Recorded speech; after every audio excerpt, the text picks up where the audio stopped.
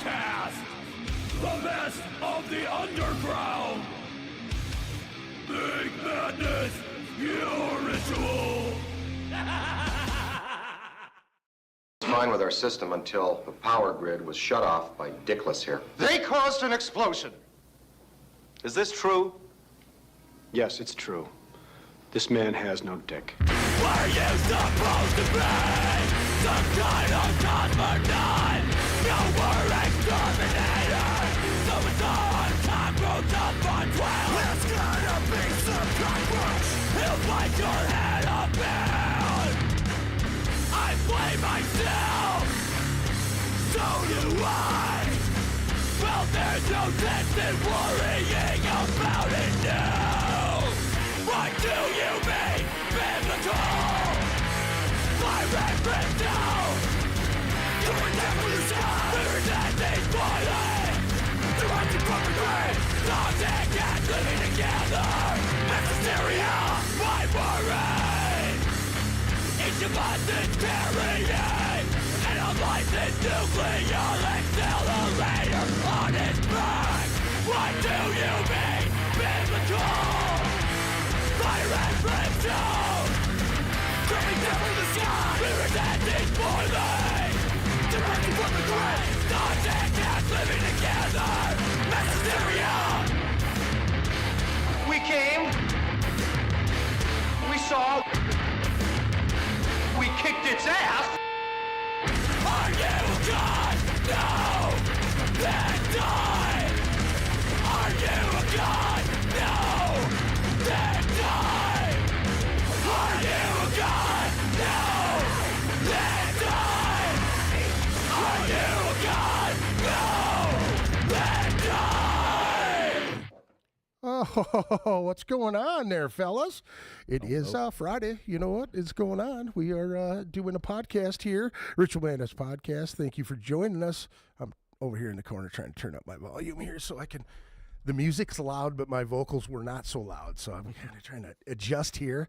How you guys doing? Good, you? Great. Fantastic, fantastic. It's Friday. I'm enjoying being here, seeing your beautiful faces. It's been a while. Yes, it has. I think I saw you Sunday. yes, I did see you Sunday. Yeah. But being in the podcast, we haven't podcasted in a while. Been a minute. You've brought back a beautiful face.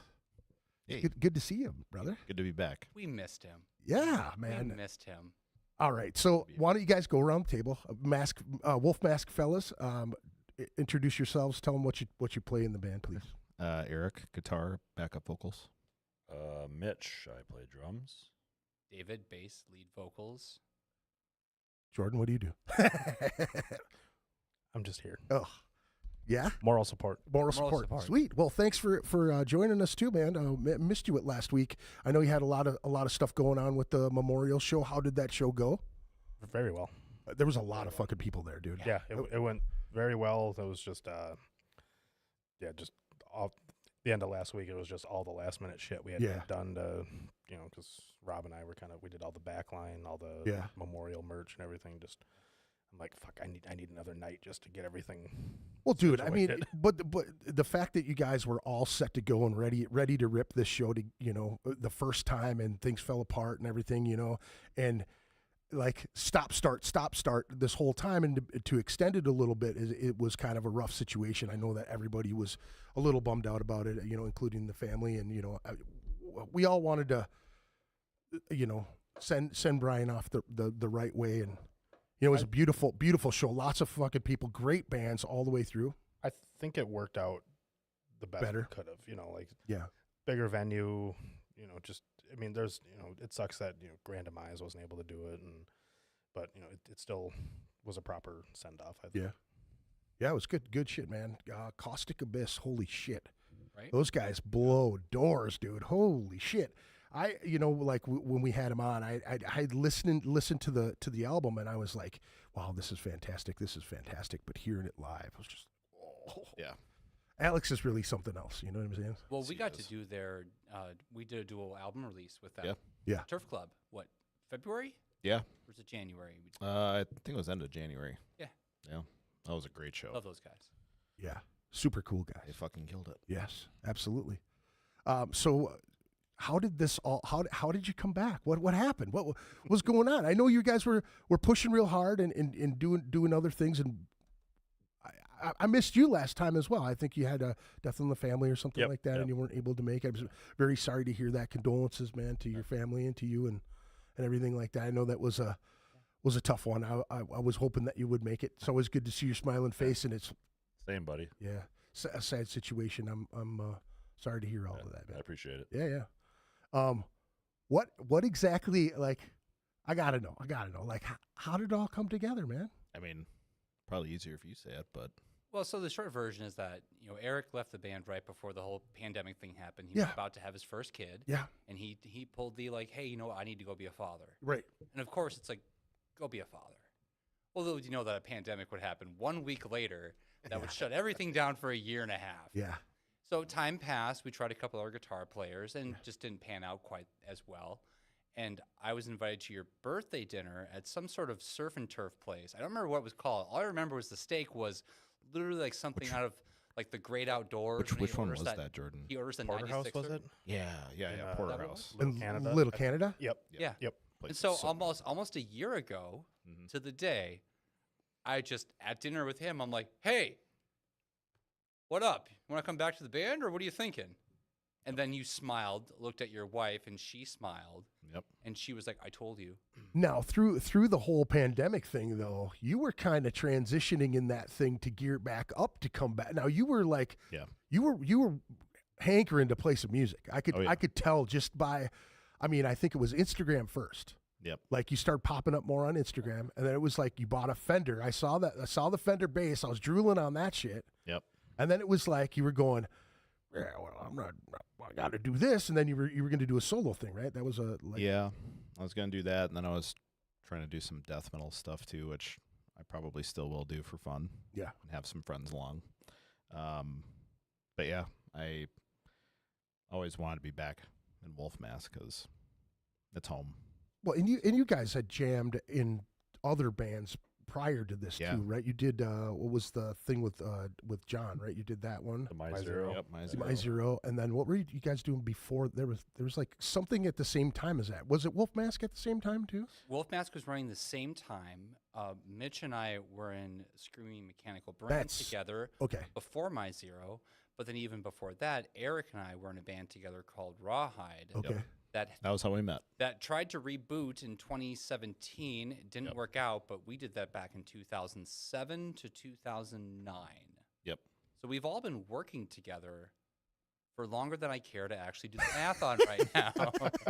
Because every day I just feel more and more like my skin is turning into dust and I'm about to blow away in the wind. That's so extreme, man.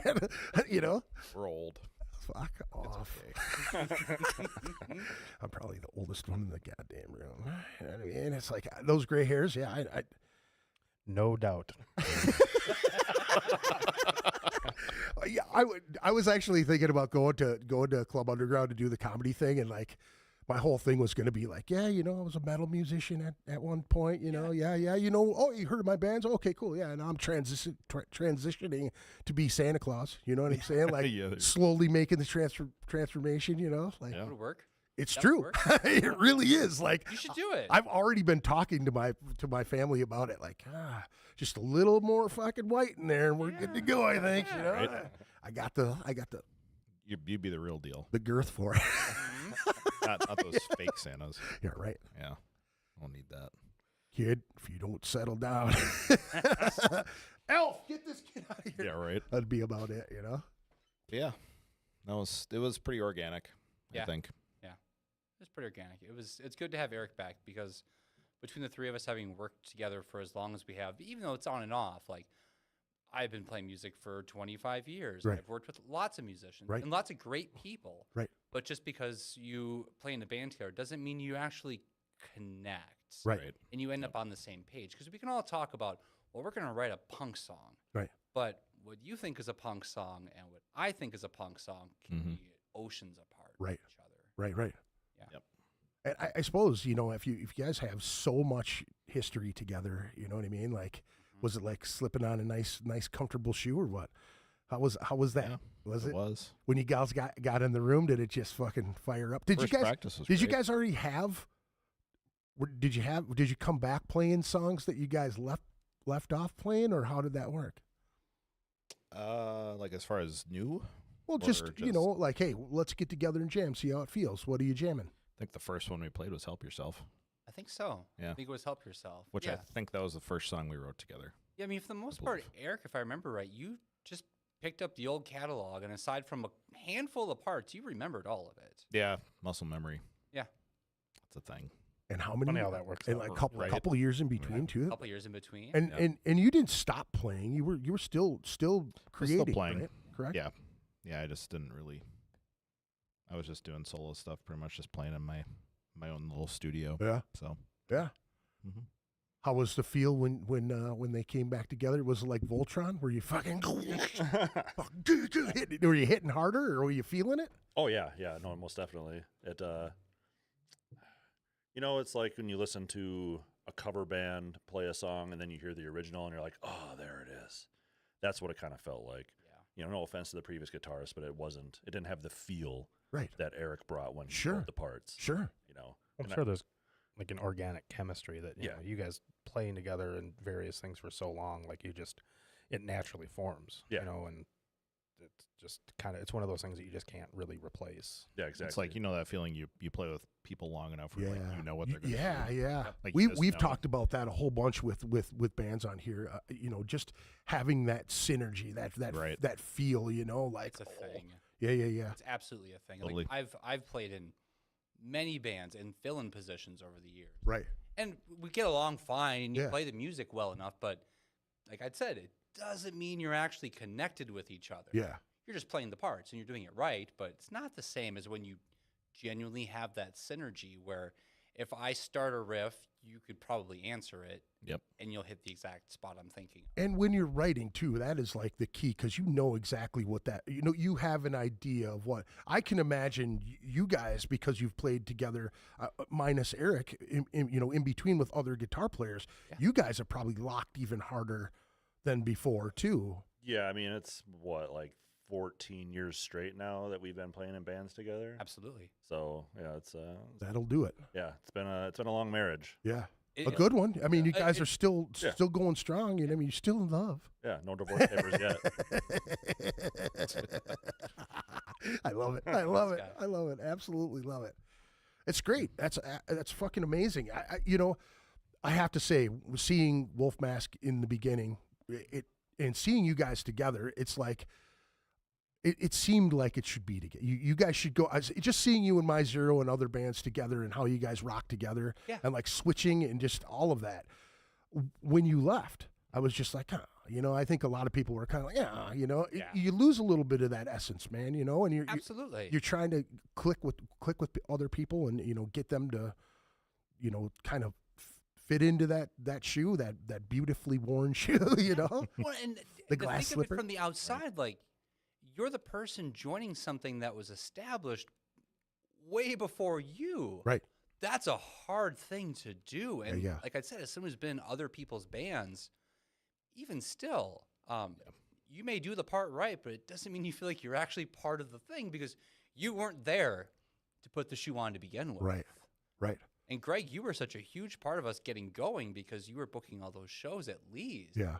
Those are still some of my favorite show. I was just talking about the significance of the Skyway when I put the shows together at the Skyway. Yeah. But honestly, that little snippet of Lee's, man, so many people talk about how cool that place. I mean, was a honestly, magical time. Honestly, like that was like lightning in a bottle. Missed that fucking place. Yeah. I feel like that was how I really got to know you better too. Mm-hmm. Like I got to know foster so many more relationships in the scene.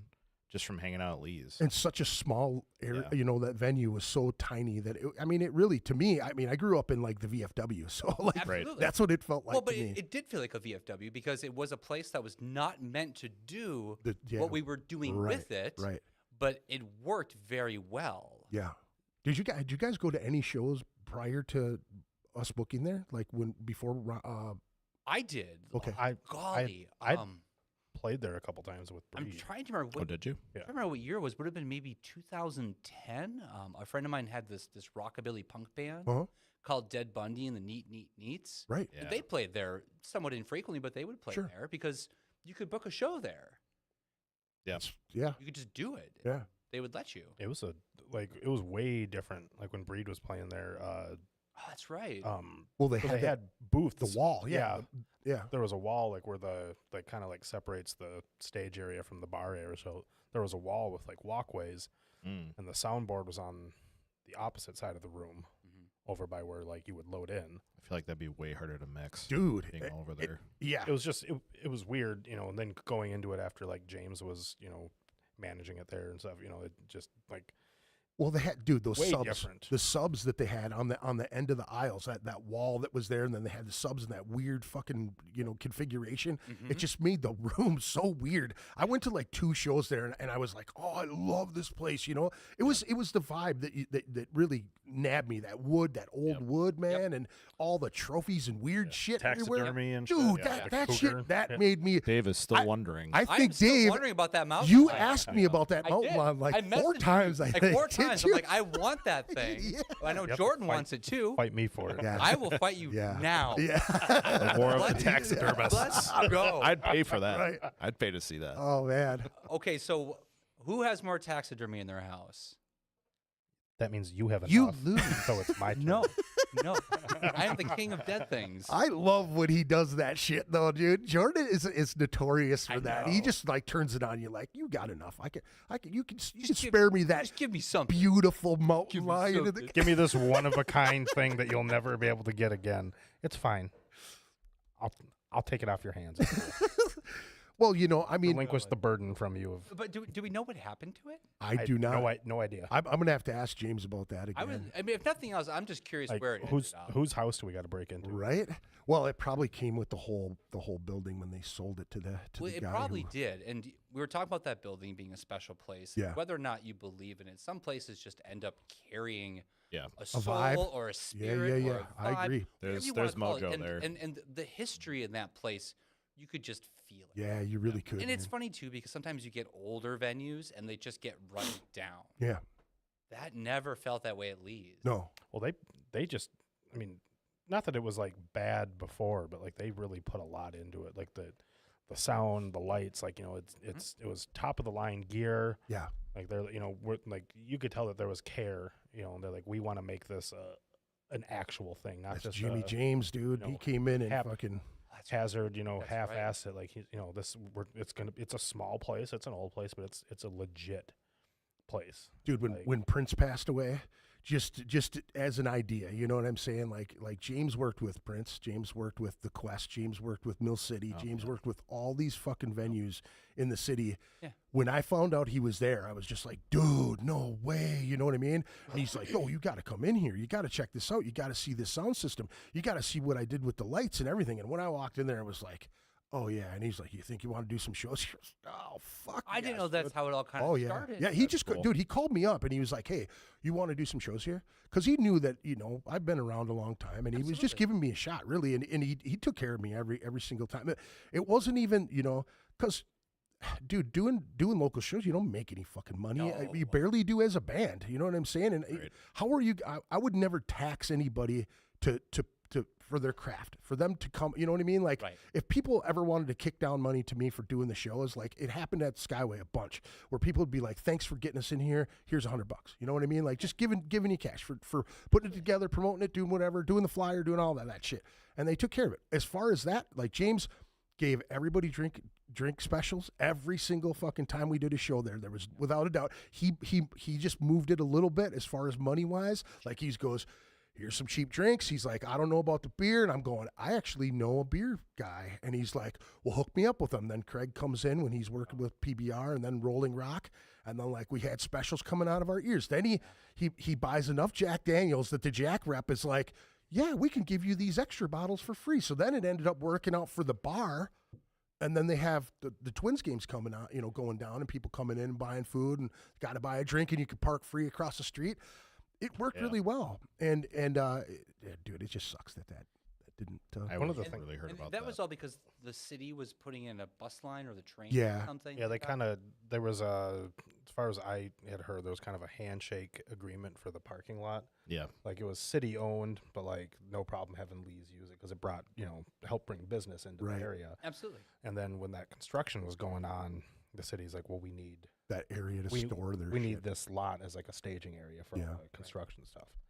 It was like, well, there's some parking on the street, but not enough to Not really. Yeah. like. I mean, you have to park on the other side of the bridge Yeah. and then cross the it. C. And it wasn't the a C short ramp. bridge. Yeah, you had to park pretty That's a far long- away. And you know how seedy it gets in the evening after. Absolutely. By the safe harbor. Well, yeah, right down the street down there. I You used know what to I mean? practice right behind the in that spot. How many ambulance did you see go by on a daily? I mean, it was just Dude, part it's of the sound. constant, Yeah. constant ambulance going back and forth to the homeless shelter and shit. One thing I always thought, cool about Lee's, because it started off like you were doing, a weekend a month. Yeah. It started off doing that. And James had always said, it wasn't his intent to turn it into like a metal club. Right. But the metal shows did so well. Yeah. For the venue itself, Yep. and like we policed ourselves, there wasn't any fights, anything got out of line, we squashed it right away. Mhm. People behaved for the most part, and other shows, whether it be country, R&B, The rap stuff. When he proposed doing a rap show there, I was like, that is a horrible idea. He's like, we'll do a couple, and I'm like, dude, it's better than that, man. He's like, I know, but the money's good and yada yada yada, and he only did like one or two, and then he was like, nah, I'm with you. Fuck that shit. Just too much he was- trouble. Yeah, just too much shit. He even said you know? that like on like the country nights, like people would just get out of hand. They'd drink too much, and there'd be fights. And, Yeah. and I it's think we had like 2 or 3 problems throughout those years that we did. yeah, that. like and it was squashed immediately. Yeah. Well, It's so like, so much, it so wasn't- many of us are so tight. You know what I mean? It's It wasn't like, intended to be like one of the metal small metal venues in town, but it paid the bills for the bar. The bands did well. It was always packed. Right. Yep. He's like, it's making money. Yeah. It's doing well. Yeah. This is what we're doing. As long as it continues to do that, and I think that's just a good it speaks well for the metal scene. Yeah. Well, like hey, Well, then you had Waltz too. Jeez, the barbecue in the back. Waltz Oh, wings. So Yeah. that was amazing. that was some fucking awesome food. Good Yeah, times. it was highlight of as long as I've been in the scene. Those years were just awesome. It was. Yeah. I mean, and you allowed me to really go in there and like broaden my mixing and Yeah. using Yeah. a whole system I'd never even touched before. Right. That was my entry into like digital mixers and everything. We've talked about this a few times too. You know what I mean? Because I remember, he had done so much for the Club Underground thing, and then like slowly kind of like pulled away from it. Yep. And they've since upgraded their stuff a little bit more. But I know that he was working analog and all of that other shit. But he'd always been like, out of all my friends, Jordan has always been real high with tech shit. He's always known sound. He's always known he can figure it out like that. He's fixed my computer 7 times since we've been doing this thing. But it's like when we brought him in, he was like, okay, well, you're gonna give me a little bit of time. I was panicking. I remember the first day because you gotta run everything. You know what I'm saying? And a guy running into a system that he's never used before. Like all these bells and whistles on that 32 console. It's just like, holy shit. And it was like baby steps, baby steps, baby steps. And then he comes back and he's like, dude, you'll never believe what this thing can do. You know what I mean? And he's like, sticks a thing in and he's like, all my settings, I mean, go like into the spot. I'm going, And just being able to save dude, yeah. Oh yeah. all my EQs, all my settings, like Game any changer. effects or anything, and just save it to like a flash drive. Was that at a show when you learned the board on the fly? Yeah, pretty much. I came in I early. think I was at that to, show. like, 'cause yeah. I learn remember it, trying and I to was talk just to like, you, this is- and you were in the mode. Dude, he was sweating bullets. just I was standing there going, Yeah. is he gonna be able to pull it off? Is he gonna be able to pull it off? And then everybody's going, hey, what's going on? Are we getting this thing going? Like, we're not. And I'm going, hey, where are you at? You're like, I'm almost done. Oh, everything was fucking flipped over every which way because he had to reroute everything. You know what I mean? And then I think the first one, you reroute it and you come back and all your shit was deleted. Yep. And then you had to reroute it again. So then he's talking to James going, hey, who the fuck is doing this? What is going on? Can we get some sort of semblance of, this is the way shit's going to be running? Because you can store like scenes on it. Yeah. you know, and like Anthony had a scene, Ross had a scene on there, you know, like, so I'm like, okay, I'm going to have, this is my scene. Yep. Like save everything so I could work from that. Yep. And then, you know, after that show, I'd gone home and like I did as much research on that board as I could. I'm like, I want to know how to do stupid, man. fucking Good everything. for you. And then I come back the next show and it's like, everyone's shit is wiped. I'm just Oh, like, it wasn't just yours. It was everybody. everything on the board was wiped.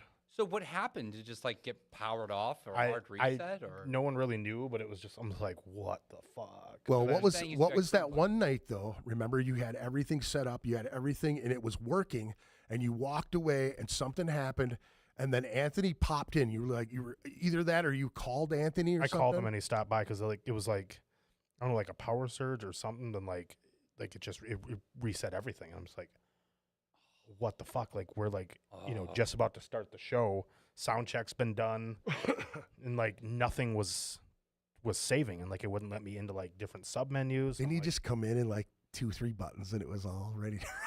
He's like, do this. Well, like he had his profile on Yeah. a flash drive, Yeah. and that's when I didn't know that you could save it to a flash drive.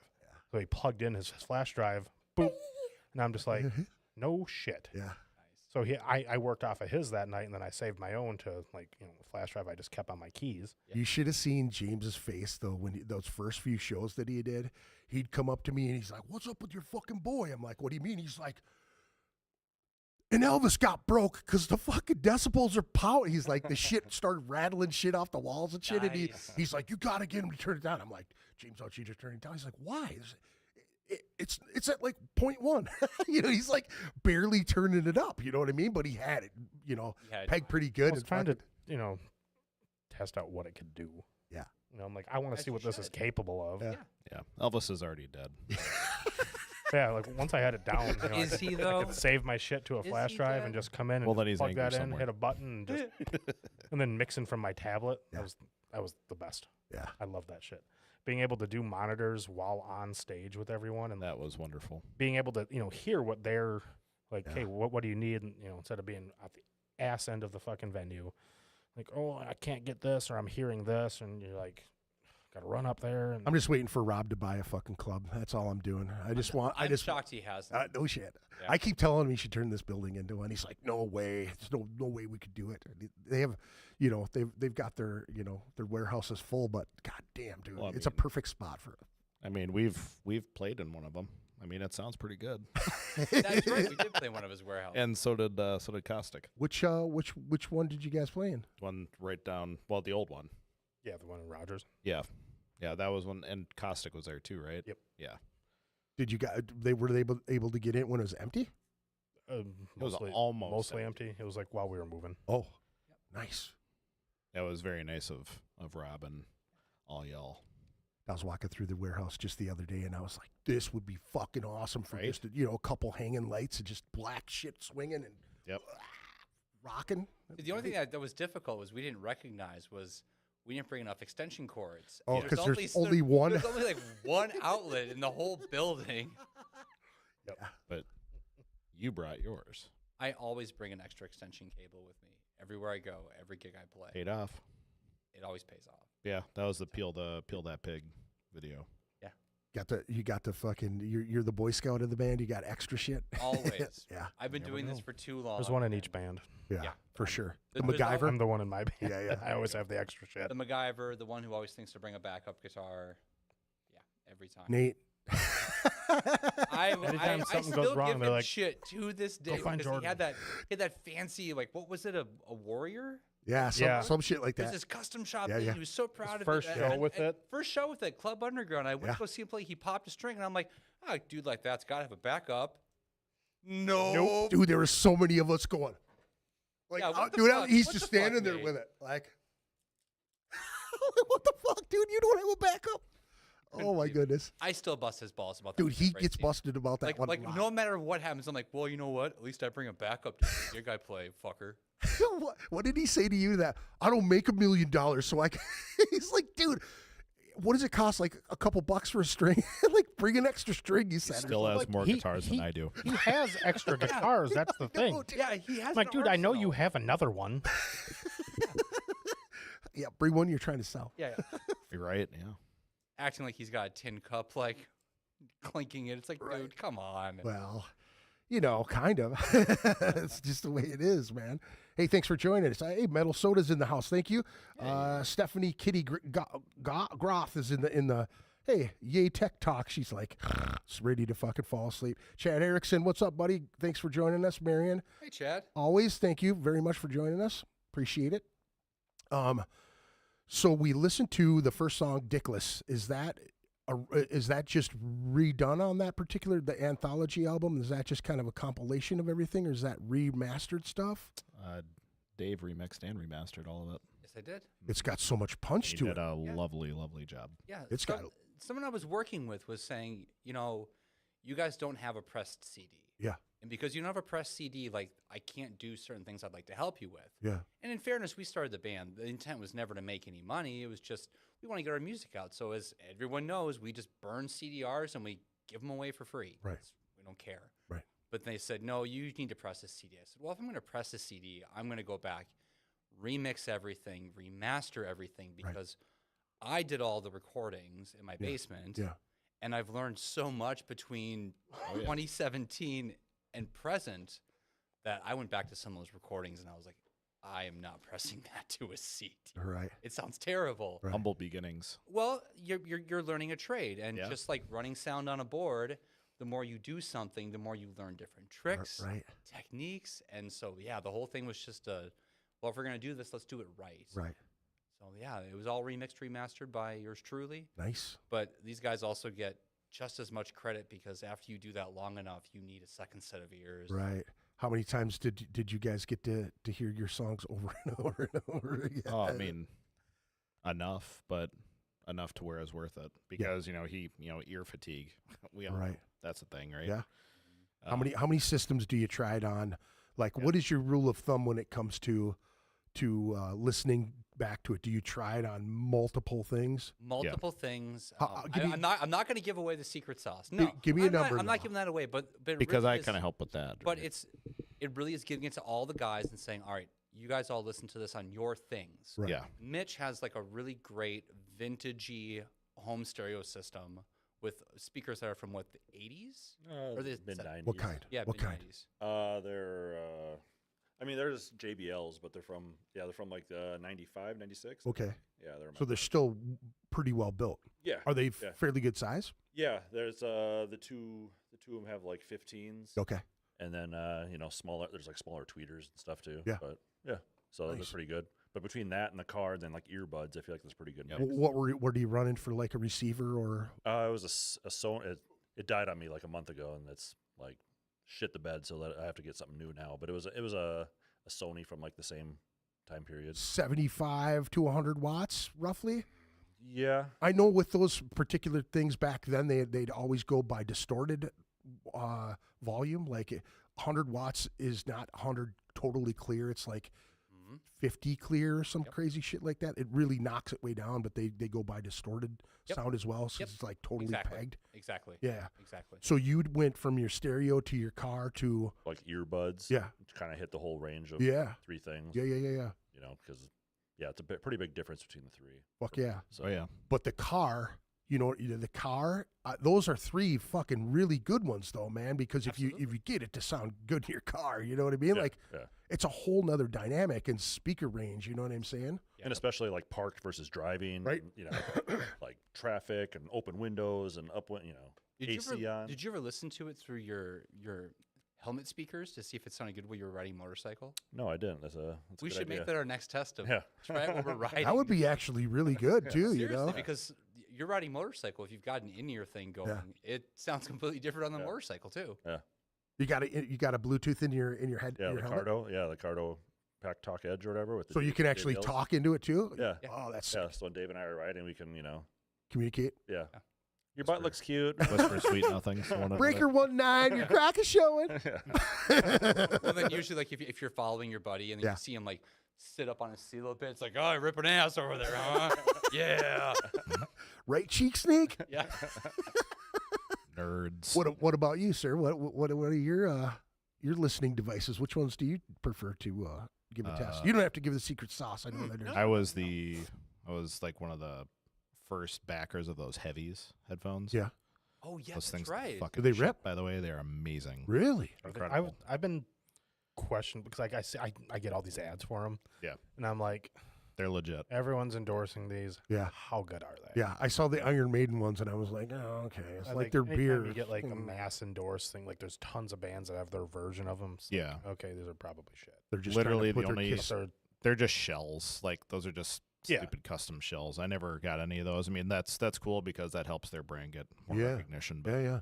I like them because they have I think they have 8 drivers in them or something crazy like that. So it's got good sound. They have speakers, or I don't even know. I don't know the technology of it, but they have like little speakers that aim directly in to your canal, which is very interesting. Fascinating. Sounds really interesting. Did that, AirPods Pro, AirPods 2, Dodge Durango, and then my other vehicle, and all sounded good. Oh, yeah. I So- just use my studio monitors, and then I let these guys do the rest of the listening. Because by Yeah. that point, I've already heard it enough times that I don't want to hear it anymore. Yeah, it was more just him throwing versions and saying, you listen to it.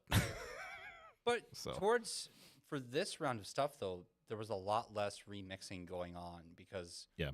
starting to figure out, like, well, what do we really want this to sound like? Right. Because after recording 4 EPs Right. and experimenting, and we've almost always used real guitar amps, Right. Yeah. real bass guitar amps. And on the last EP, we used real drums. So by this point, we know what we want to hear. Right. We understand how we want it to sound. Sure. And everyone's got their mix and their feel. Like, Now is that something that you used a lot? Is triggers on the other albums? Do you use No. triggers? No, it was just like what was the fucking thing we were using for the drums? it was the Kurt Ballou Yeah. room sound kit system. Yeah, so like a MIDI kit. Oh, you know. okay. It was a Okay. MIDI Okay. kit. From Okay. Converge, so for But- those who but- don't know. But Mitch would record the actual MIDI on his E kit. Yeah, I have an at E kit, home. so it Oh. was recorded as MIDI, and then we would just transfer the MIDI file into that system. So Yeah. So it's still his performance, but for the last EP, You would be able to tweak it a lot more, right? if we okay. wanted to, yeah, Okay. yeah, you can go in there and manipulate it, and Different like snare sounds or whatever. yeah, You know, like do whatever they have you like want. the presets, and then you can EQ them or Yeah. whatever.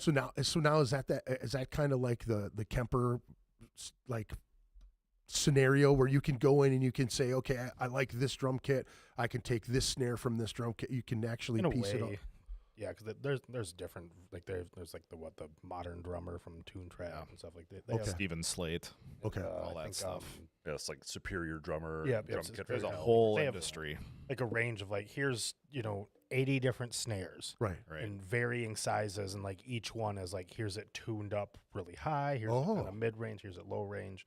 Yeah, And they you can really do kinda- go fucking crazy with that shit nowadays, man. That's Same with toms, and That's been a it's- A little too much. yeah. yeah, like I've looked into it myself because I have a E kit at home.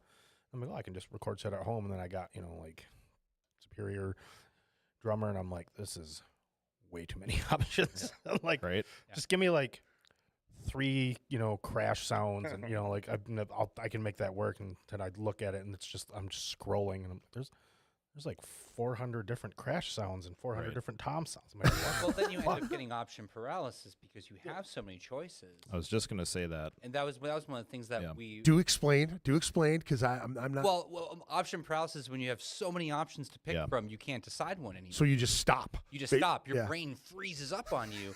And that's where one of the things we did with Wolf Mask, because we've all used modeling systems in past bands, but we said, fuck that. We're going to use a real amp, because when you have an amp, you've got to dial that thing the way you want it. Right. Once you Yeah. capture that, that's it. And that's your live sound. So And you for you me- really have the essence of all of it right Yeah. there. So you want to capture that anyway. Exactly. For And me, that's what changed a lot for me. Like prior to rejoining, Yeah. is if I were to show you how many guitar plugins I own, I mean it's fucking disgusting. Like it's stupid, really fucking stupid. And but like Jordan's saying, like you go through, even if it's like presets, Yeah. it'll be okay. Well, here's dry, and there's like 500 dry, wet, 600 wet, Jesus. rhythm, chunk, lead, and that's just one plugin. And it just is so refreshing to go down into a basement, flip on the tubes, have a couple pedals in front of me, and I know what I'm going to get. And I feel like, I mean, Jordan, I'd love to hear your thoughts on this too, but I feel like I waste with that kind of stuff. Like, it's really cool. The technology is amazing. Yeah. As a nerd, I love that shit, but it hampers creativity Right. for me. Sometimes just better. I think it's super useful. Like if I'm at home just riffing, or like I'm in writing mode, or like, hey, let's do some scratch tracks and stuff. Like it's way easier just be like plug into my Focusrite. You know, here's a good sound. It'll get the point across. Yep. You know, but when it comes to like for me, actual recording, like nothing beats like an actual amp and actually dialing that in. You get Fully that, agreed. You get that like authentic warmth to it. You know, from an actual tube amp, and like some of those modelers sound fucking awesome. You know, Paul Esch is actually rolling around right now because that is like one thing. I know. We got into a conversation about that during a bass lesson, and oh my god, he's like, that fucking warmth sound that they're talking about, you know, and he just like totally. Is he pro or anti? Anti, because he's like, you can't tell the difference. It's not really that. In a live setting, more times than not, you probably can't. Really love where this conversation's going. Just wanted to say that. I love these talks. I think that there's a difference, but I also mix. So like I'm paying attention to like certain things that, you know, someone who doesn't have that background might not. They're just like, yep, distorted guitar, fucking awesome. Right. You know, hey, sounds like Cannibal Corpse. Right. Sweet. Right. Yeah. You know, but I mean, you could get into, you know, bands that aren't actually using cabs on stage, and it's a completely different sound. You know, like you need for live, if you're going to use a Kemper or Axe FX or, you know, the Quad Cortex or whatever, like I should be running it through speakers because you need that. You need it to push the air. Right. That air movement is vital. Right. So like one of my favorite bands of all time, Fear Factory. Yeah. Right. They're very, very into the digital stuff. Yeah. Now Dino uses Kempers. Yeah. But he's also pushing those through tube power amps and speakers. Right. And that's what a lot of bands are doing these days, because a lot of them for a while were just. I went to a show at the Triple Rock. It was Dark Tranquility and Insomnium. Nice. Insomnium wasn't using cabs. It was all Axe FX, like, and it was super fucking weird. Front of house, just like, straight. And so we were Frodo and I were side stage for it, watching them, and like all you could hear was drums. They're running IEMs. That's another one. And I think they have like one like center wedge for the vocals, but like I'm like, you could kind of hear it if like you walked over to where the mains were, but it's like all we're getting is drums. So then, what do you think? Dude, how do you think somebody like? How do you think someone would feel if they're at front row? And that's Dave's point, which I think is so valid, because like you want to give everybody punched in the fucking mouth. Like you want to give people the experience that they paid for. Absolutely, you want to get punched in the mouth. First time I ever saw you play, was at the Quest Club. Okay, opening for Meshuggah. Okay, and I remember. That was the feeling that I always wanted to achieve as a musician. Well, I want to feel it in my fucking nutsack. That floor, though, that's the thing, is they had those subs underneath that floor, underneath the stage, that really made that place so you know, epic when it came to that. But that's the thing, though. Like, so I was front row for you guys. Yeah. I went to go take a piss, and it sounded the exact same no matter where I was in the room. That is the most important. It's key to a live show. I agree. I understand with touring and travel. Like, I know that's why a lot of bands are doing that, because everything's expensive. Sure. But well, the consequence. So when we were in SMB in particular, like all of our stuff was digital. We didn't have any real guitar amps. So it was all Axe FXs. But realizing how quickly that, if you want to do that, you're going to get great sound. But you are relying on that sound guy to be really good at his job. Right. And you do enough touring and you learn. And I don't want to rag on sound guys. It's a hard job. Yeah, yeah. But if that sound guy is having a bad day, or you give him something he's not familiar with, or the band before him, the band before you guys, off, pisses him off, and he's not even listening anymore. Doesn't even give a shit, because he's like, you're an inconvenience to him. Yeah. When he did that with Thera, I don't want to rag on sound guys, but I've also seen some guys where they're like, okay, cool, boop, and they walk out of the room and they go to the bar. Yeah, right. That's where I would like the band to be self-sufficient, to where his amp is going, my amp is going, the drums are going. So even if the vocals may not be loud enough, we're still going to rip your face off with our amps anyway. Yeah, right. There's been, I mean, Jordan did that all the time, by the way. He would just walk away from his soundboard. Like, he had the tablet in his hand the whole time. I know he did. You know, seeing if you're going to shows and there's one band that's doing the whole digital thing, and then there's the next band is doing analog, like real amps. Yeah. You know, the same thing when I saw Gojira at the Myth.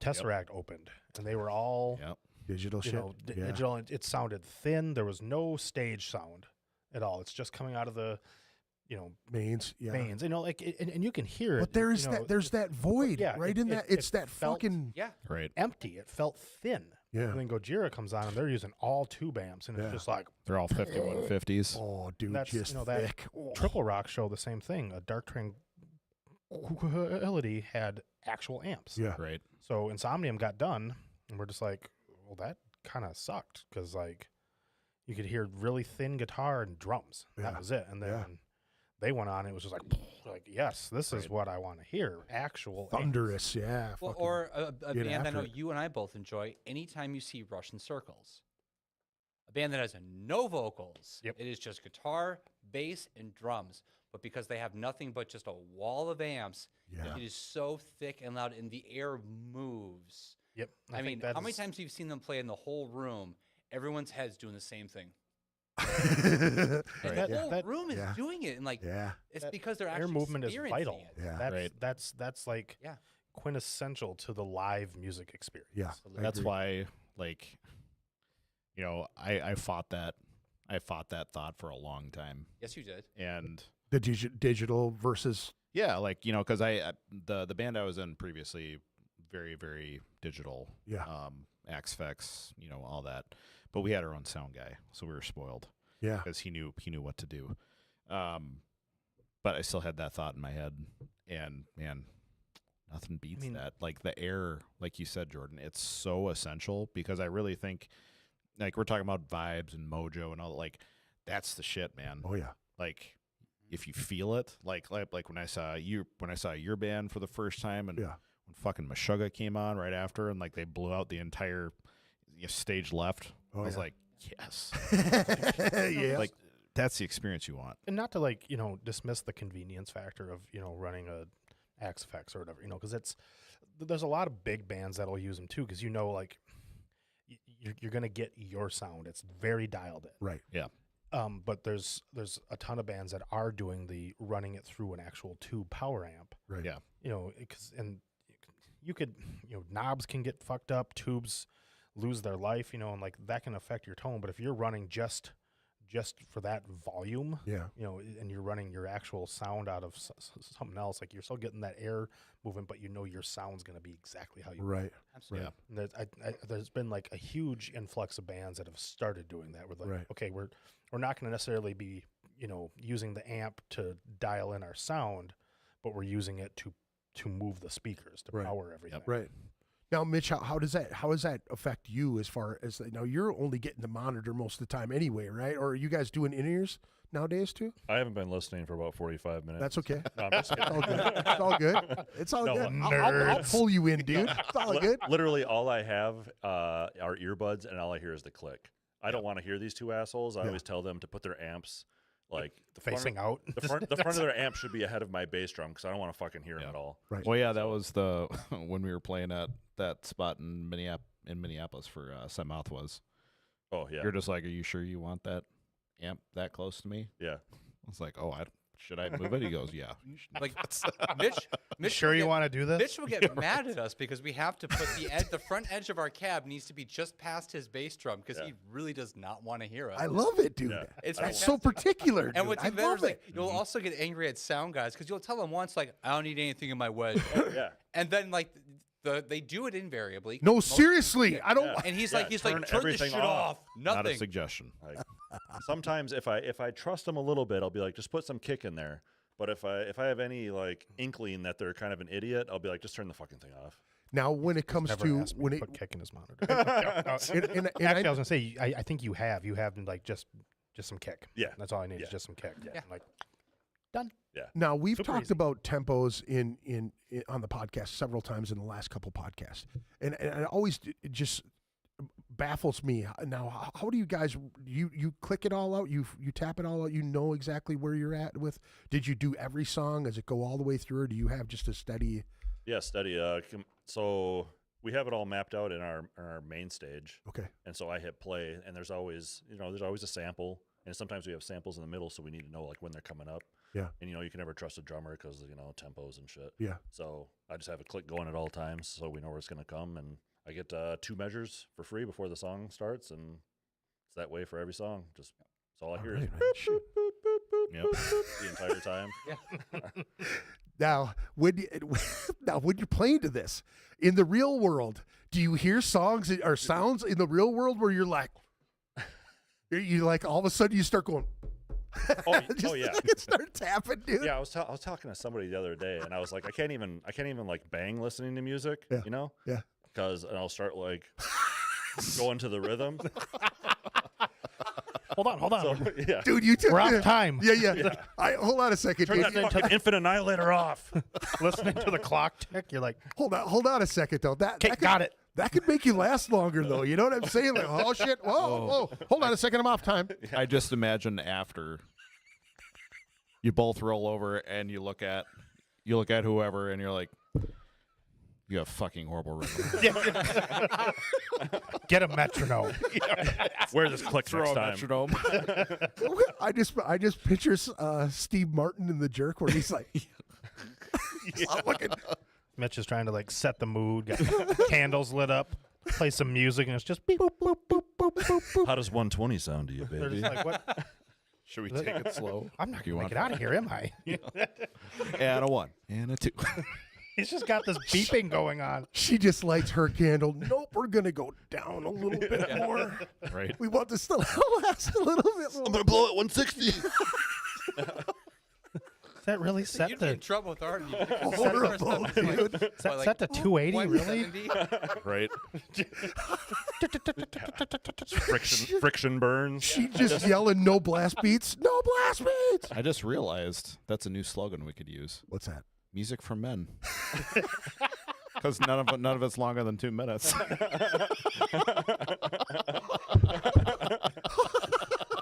Write that down right. We should put that on a shirt. Excellent. That is amazing, right there. Music for That's men. your next album name. I mean, it could be. It is. Music for Men, and it's all less than, just minute 30 Well, on a good night. yeah, actually. Fantastic. This all aligns with the third song we wrote, which was called The third song we ever wrote. Dead Fuck. Dead Fuck, yes. Dead Fuck. We wrote a song called Dead Fuck. That's fantastic. To put you on a spot like that. Yep. Oh, that's It's a great. Friday night. It is. Well, let's listen to another song. We've got what do we have next? I think it is "Peel That Pig." Peel That We Pig. got. Sweet. Now that's a single that you did, right? Yeah, the little poster. It's from that movie. Yeah, that's Texas Chainsaw 2. that's That's a Justin one, yeah. Yep. I got one of those in my studio as well. I traded for that. He wanted one of my tie dyes really bad, and he's like, he knows I'm a huge Chainsaw Massacre 2 fan, and he's like, hey, I got something that you might be interested in, and I'm like, oh yeah, what's that? And he sends me a picture of it, and I'm like, yep, send it, let's go. Yep. Fucking, he brought me a bunch of art the last time he was in here too. I was Yeah. fucking so happy about that. I just I love that guy. love his work, and he's I love him. such a sweetheart of a dude, man. You know. Justin's good people. But I noticed one thing this last podcast What's that? with their new drummer, right? And just Adam? Yeah. not a dig on any of these guys. I just know from being around them now is that people can read them very wrong. Absolutely. Because they have so many inside jokes Yeah. and so many things that they do Yep. amongst themselves that you're like, the fuck's he talking about? You know what I mean? Like there were times where I'm going, okay, I got to catch back up what's going on here. You know what I mean? Yep. Yep. But I could totally see that. And I'm sitting there going, okay, you know, because I've heard people say things, you know, like, oh, these guys aren't very nice or very, you know. Approachable. It's like you just don't know them. Yeah. And that's it, too, because they are just Well, absolute I've known clowns. those guys since fucking Star Bar days Yeah, with Less Than Nothing. Yeah. Well, They have a brand of their own humor, They do. and it's great. When I It's think of all the ridiculous. bands we've played with regularly, Yeah. Mothra was definitely one of the ones we played with all the time. Yeah. Totally. And when I was working on doing the Princess Die Hard song, Yeah. and I was rehearsing with them in their space, I got to hang out with them in their practice space. Yeah. So we could do that song live, and I was like, this is exactly what I pictured it being. Yeah. And those guys are sharp and quick, and I Yeah. get it. All time. If you- It's on yeah, all they're the time. on all dude. the time. Yeah, You got to be on your toes with them. yeah. And massive respect to Jeff for his rig. Absolutely. because it's just Which straight isn't- up It's just an like amp. a guitar into an amp. But I can absolutely see how Fucking people love might that. misconstrue that. But Yeah. also, people have accused me of being too aggressive, and I'm like, why? Because I just say what I'm thinking. I don't know what to tell you. Right. Honesty's a good People thing. don't respond well to someone being just upfront and honest. Honestly, that was like one of my favorite qualities about you, getting to know you. I'm like, this dude's never gonna say shit behind my back. If I want to know where I'm at, I just ask, and he just says. That's not a lie when it comes And to I Jordan. love people like that. That's not a lie. I've I've been had a lot of friends with folks them. that always they think I'm a dick because I just say what I think. I would just call you honest. Yeah.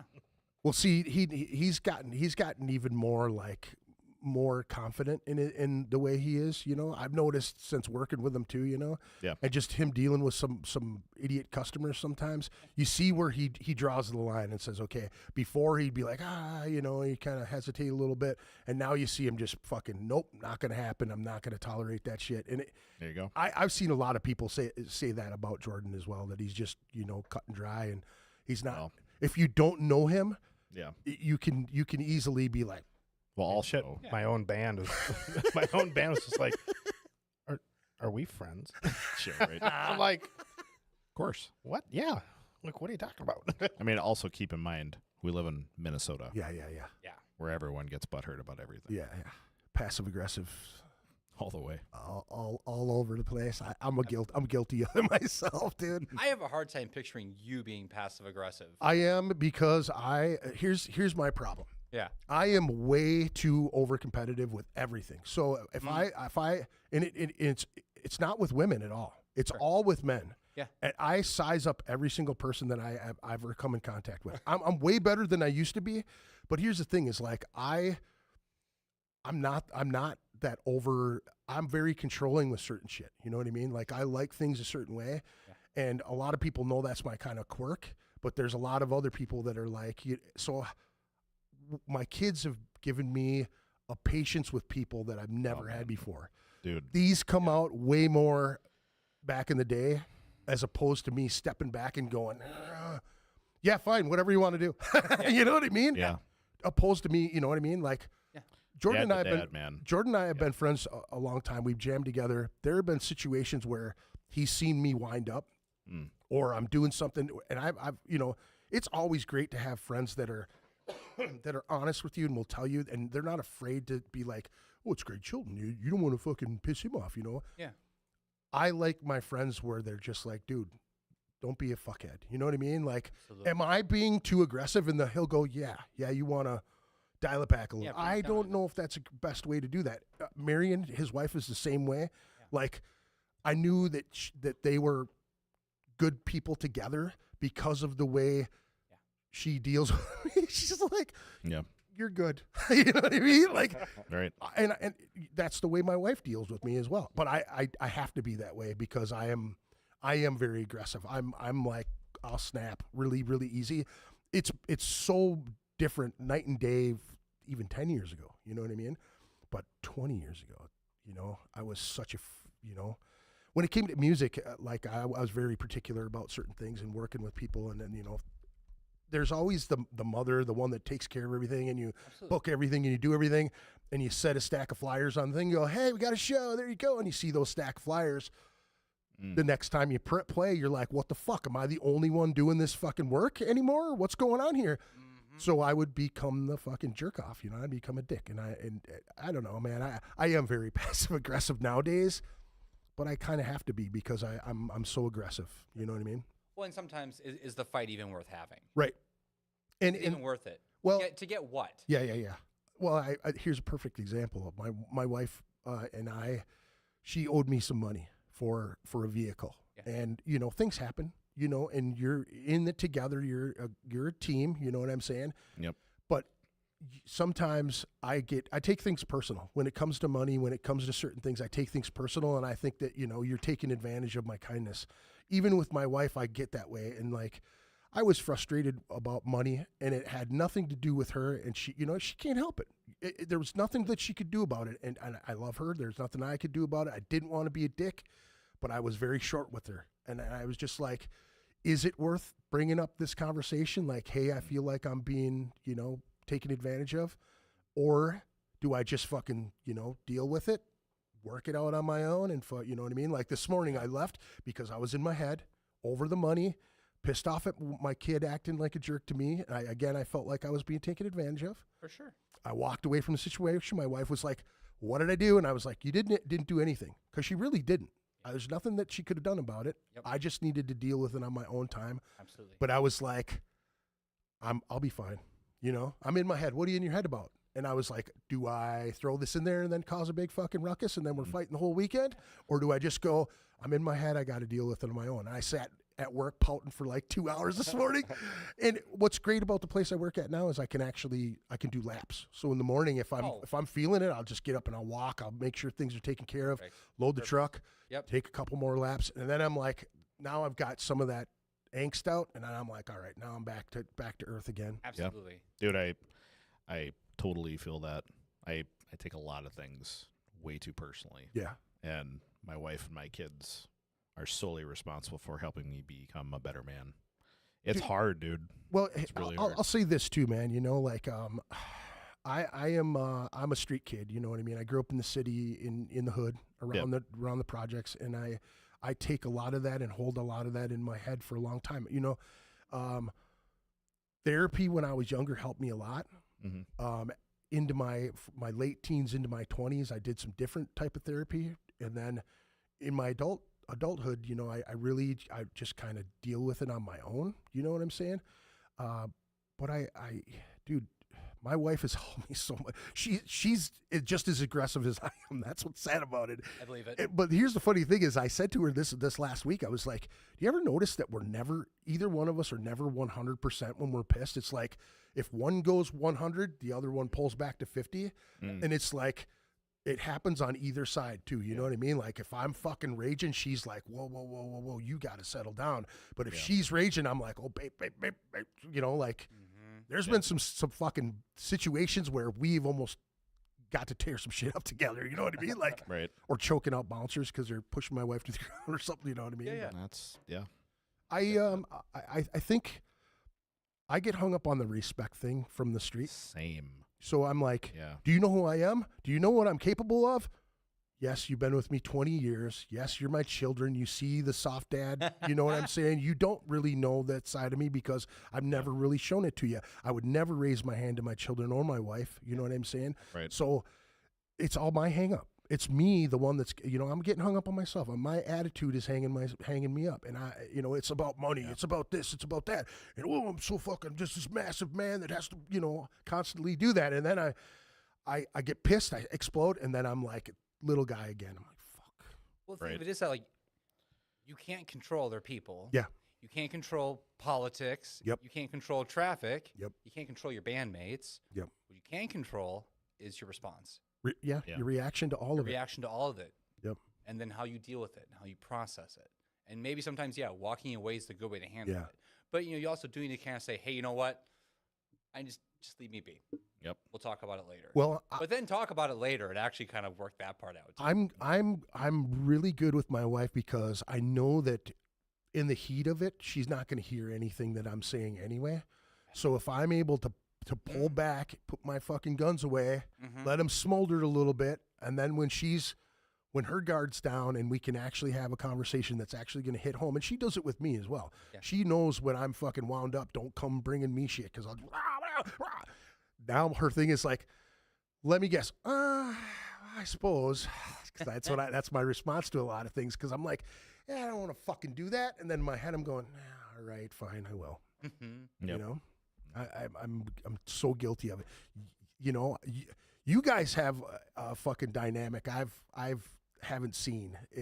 I don't know. You guys, man, you and your wife you definitely are fucking meant to be together. I honestly think so. And it's great to see because I agree. I've seen it. Well, I knew right away when he started going to Texas. Yep. Right? I knew that it was something. Yep. Right? And then when he would come back and he would be fucking happy. Yep. Like I seen him like depressed, upset, pissed off. I've seen him everything but happy. And you see little spurts. Yep. And he come back and like, hey, I'm happy. I'm fucking doing good. I'm like, oh, shit, there's something going on here. And I told her, you know, at the wedding, I told her before that too, the mosh pit at Goat Whore, you know what I mean? They're, like, this dude's blasted into her a bunch of times, and he steps up to shove the guy, shoves him one good time, and he comes back to hit Jordan, and she grabs the dude. Oh, I didn't hear about that. Tosses him to the ground. I believe it. Now Propose right there. I seen Jordan, you know, stepping in front, and he got him good the first time because I saw it. I looked over. I'm going to help Jordan, obviously. I'm not going to let his gal get fucked over. Yeah. He comes back, and he skips right by me. He didn't even touch me. Runs into Jordan, and then runs into her, and she just, I mean, that full extended raw, like she blasted his ass to the floor. Well, she takes no shit. Dude, which I think I just did the low knucks to her. I was like, quality. Yeah. Yes, I appreciate you very much. I know she doesn't take any shit, so I'm like, yeah, she'll fucking kill me. Yeah. Nope. No hesitation. Yeah. So it's tough. You know how it goes, dude. You know. Right. But it's such an experience. It's such a, dude. I'm just grateful. I really am. I sit back and I'm just so fucking grateful that I've made it this far, dude. 52. Right. I got beautiful grandkids. I got a wife and beautiful. Oh, dude, kids I see your posts. You're so man. happy. I can see how happy you I really am, and that makes me happy. Fuck yeah, dude. I try to explain that to people, man. Yeah. When it comes to seeing your friends and like if you podcasted or played shows or booked shows together, or you have that camaraderie, and I feel that way about each one of you guys. When I see you guys out, I'm like, hey, it's always a fucking what's up. You know what I mean? Yeah. Yep. So when I see my friends and people that I care about thrive and do well, it's just fucking, I'm just go fucking buttery. I'm getting fucking my hair standing up on it now. I love it. It's because it's true, man. You know, when you came and we did the podcast at the smaller space, I think one of the last ones, or the last one that we did, you said that you were, you know, getting your mental space cleaned out. You were going through a lot of things and talking through a lot of stuff. Yeah. I seen a change in you, dude, that I was just like, fuck yeah, dude. Dude. When we hugged after that podcast, I was like, this dude's on a whole nother level right now, dude. Absolutely. It's beautiful to see. We're kind of in this big roundabout talk about mental space and how you manage the different things, but it is so key that you figure out what you need to do to keep that on track. Because if you don't, that will spiral on you really quick, fast. Yeah. And the thing of it is, it gets far enough if you're not on top of it, getting back is 3-4 times as hard.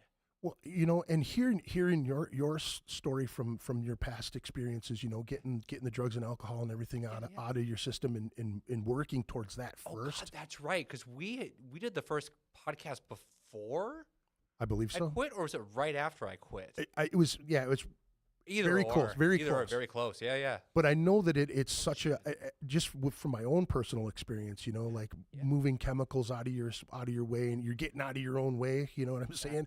Yep. And you kind of find that direction, and then knowing, you know, that you had some hard times. You know what I mean? Yep.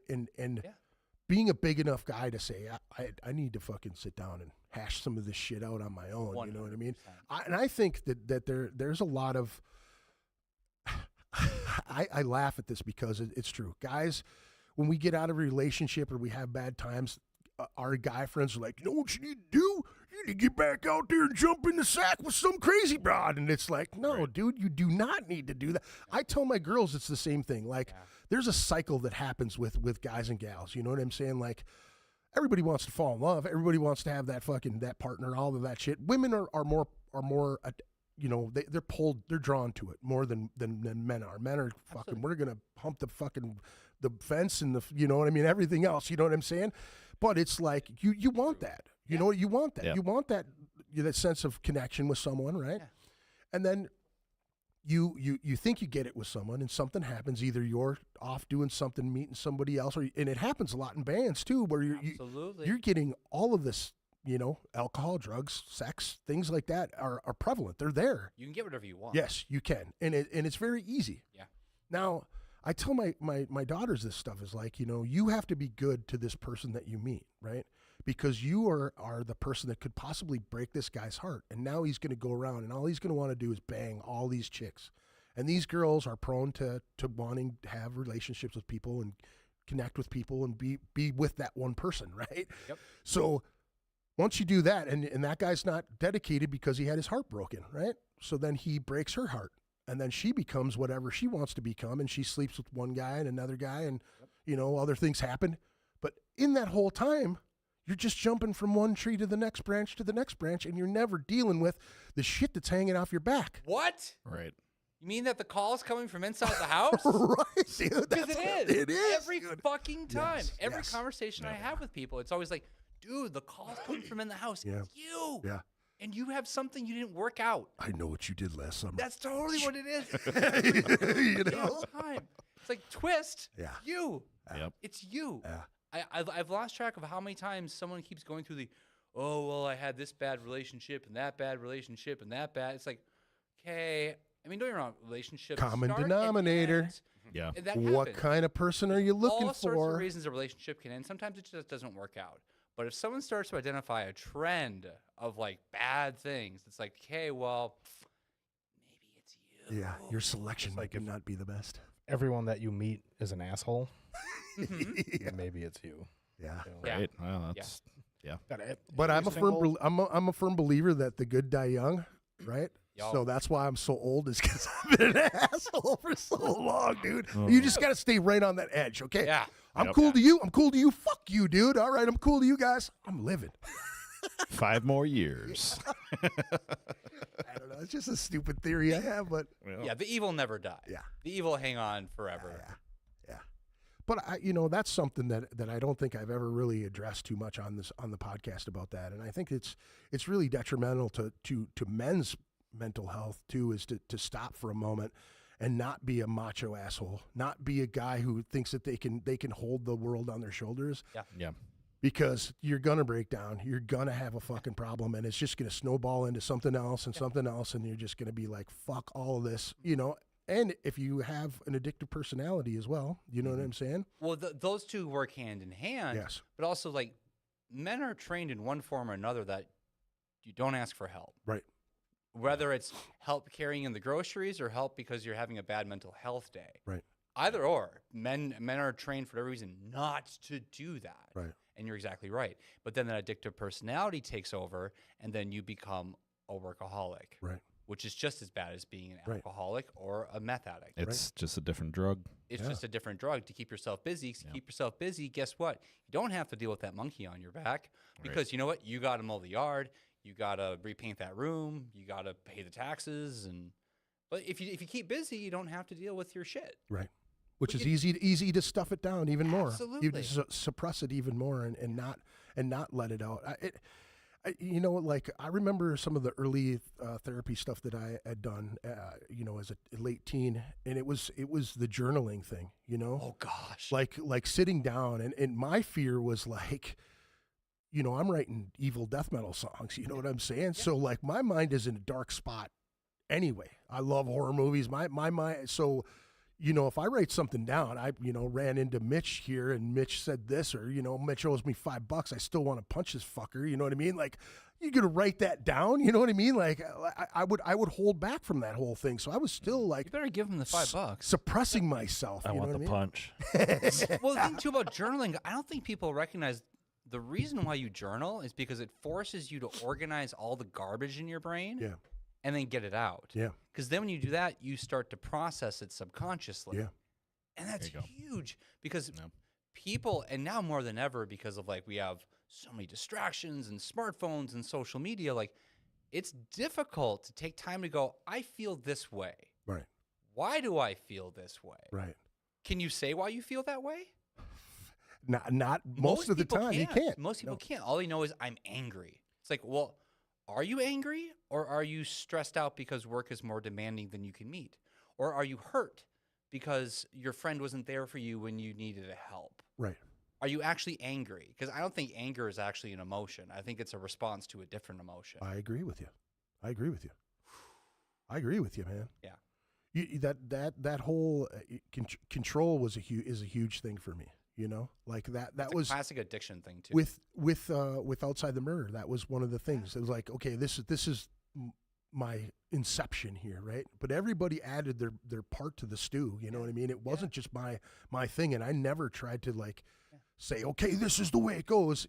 I think I stepped away from that part of it. Yeah.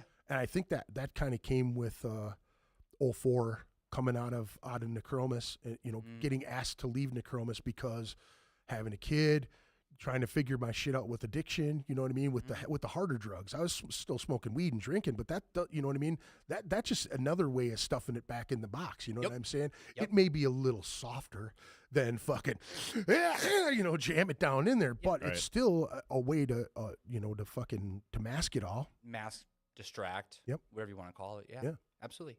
So, man, but I pull that shit on my wife all the time. She'll get mad at somebody doing something, and I'm like, yeah, damn them for living their life and doing what they're doing without thinking about you, because they don't fucking know you. You know what I mean? Why the fuck would they care whether or not they just cut you off? They don't give a shit. Well, we should pull up next to them and tell them, fuck you, you dumb. And I'm like, why? Because we're going to scream at them and they're going to really learn a lesson, aren't they? And she'll go, you're right. But my daughter, who's 18, will see me get upset, and she'll go, Dad, you know what you told me? And I'm like, fuck. Yep. She's right. She's right. And you need that. Absolutely. You need the people that are not going to beat around the bush. You're going to say, hey, dude, I think you're a take little your own off. advice too. And that can be the hard thing, because you can know what the right thing to do is. Doesn't mean you do it all the time. Right. Yeah. I'm the king of self-destruction too. You know that fuck you. What are you going to do about it? Yeah. You know what I mean? That's just like destruction. Let's do it. Absolutely. You know, my hands is heavy. You know. Let's listen to another tune. Let's shake off some angst here. Let's peel a pig. Let's peel a pig. All right, so we're gonna I gotta get my shit together here. All right, here we go. Peel the pig. Hey, lick my plate, you dog dick!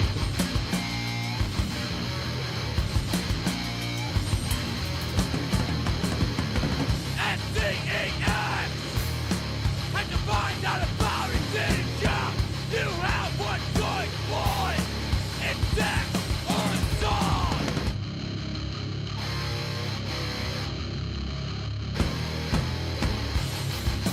Feel that thing, like them things. Lick my plate, you dog dick. Sex is, well, nobody knows. The song is family.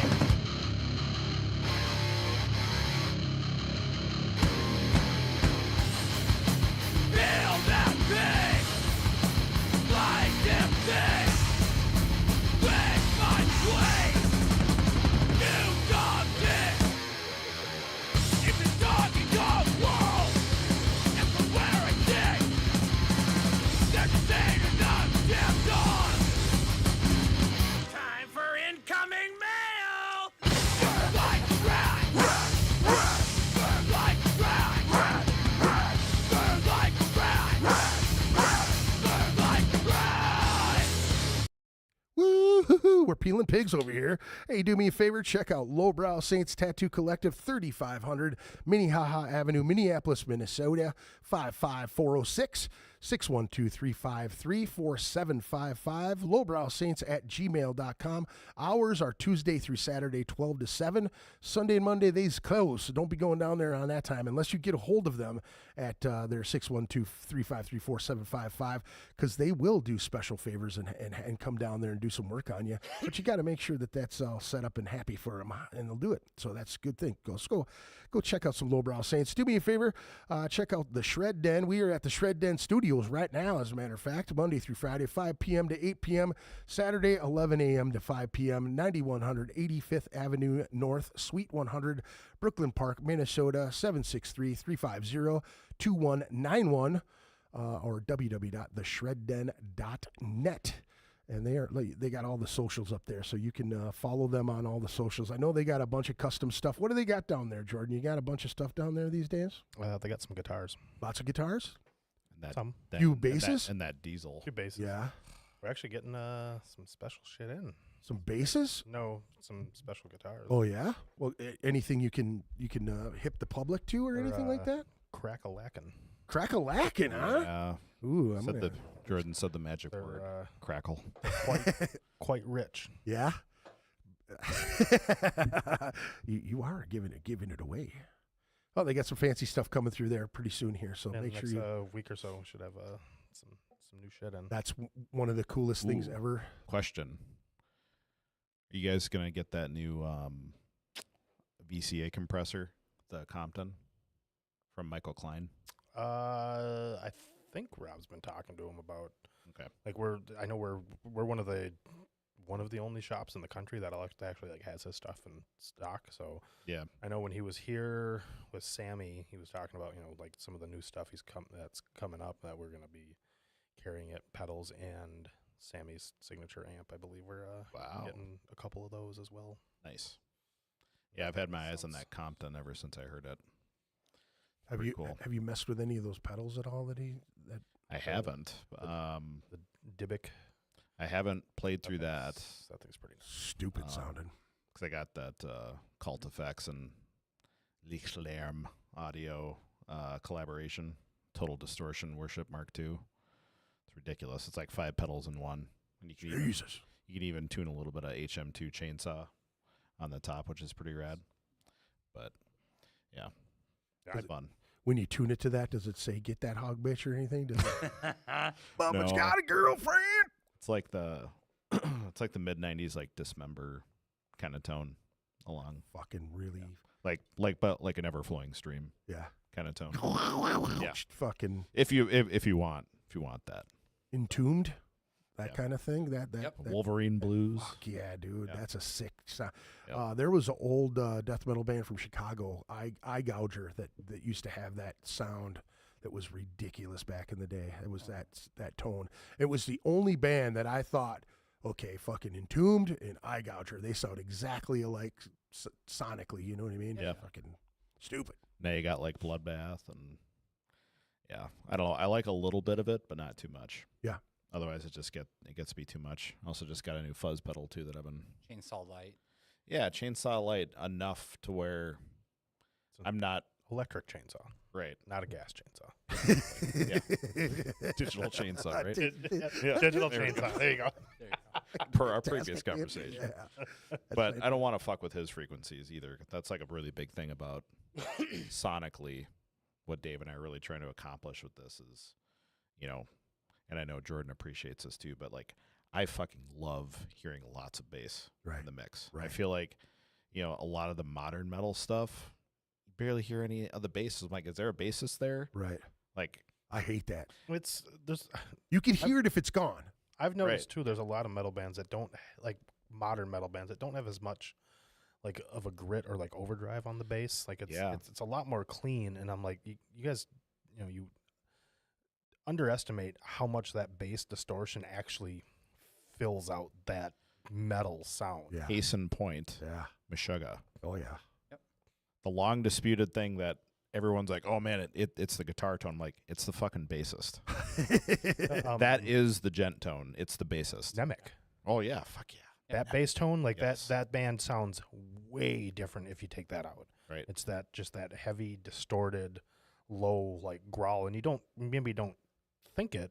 You think it's all guitars, but like if you hear a mix where that's lowered or even like removed, you're just like, oh wow, that actually that actually adds a lot to it. It's a lot more nuanced than a lot of people realize. Absolutely, its bass is integral.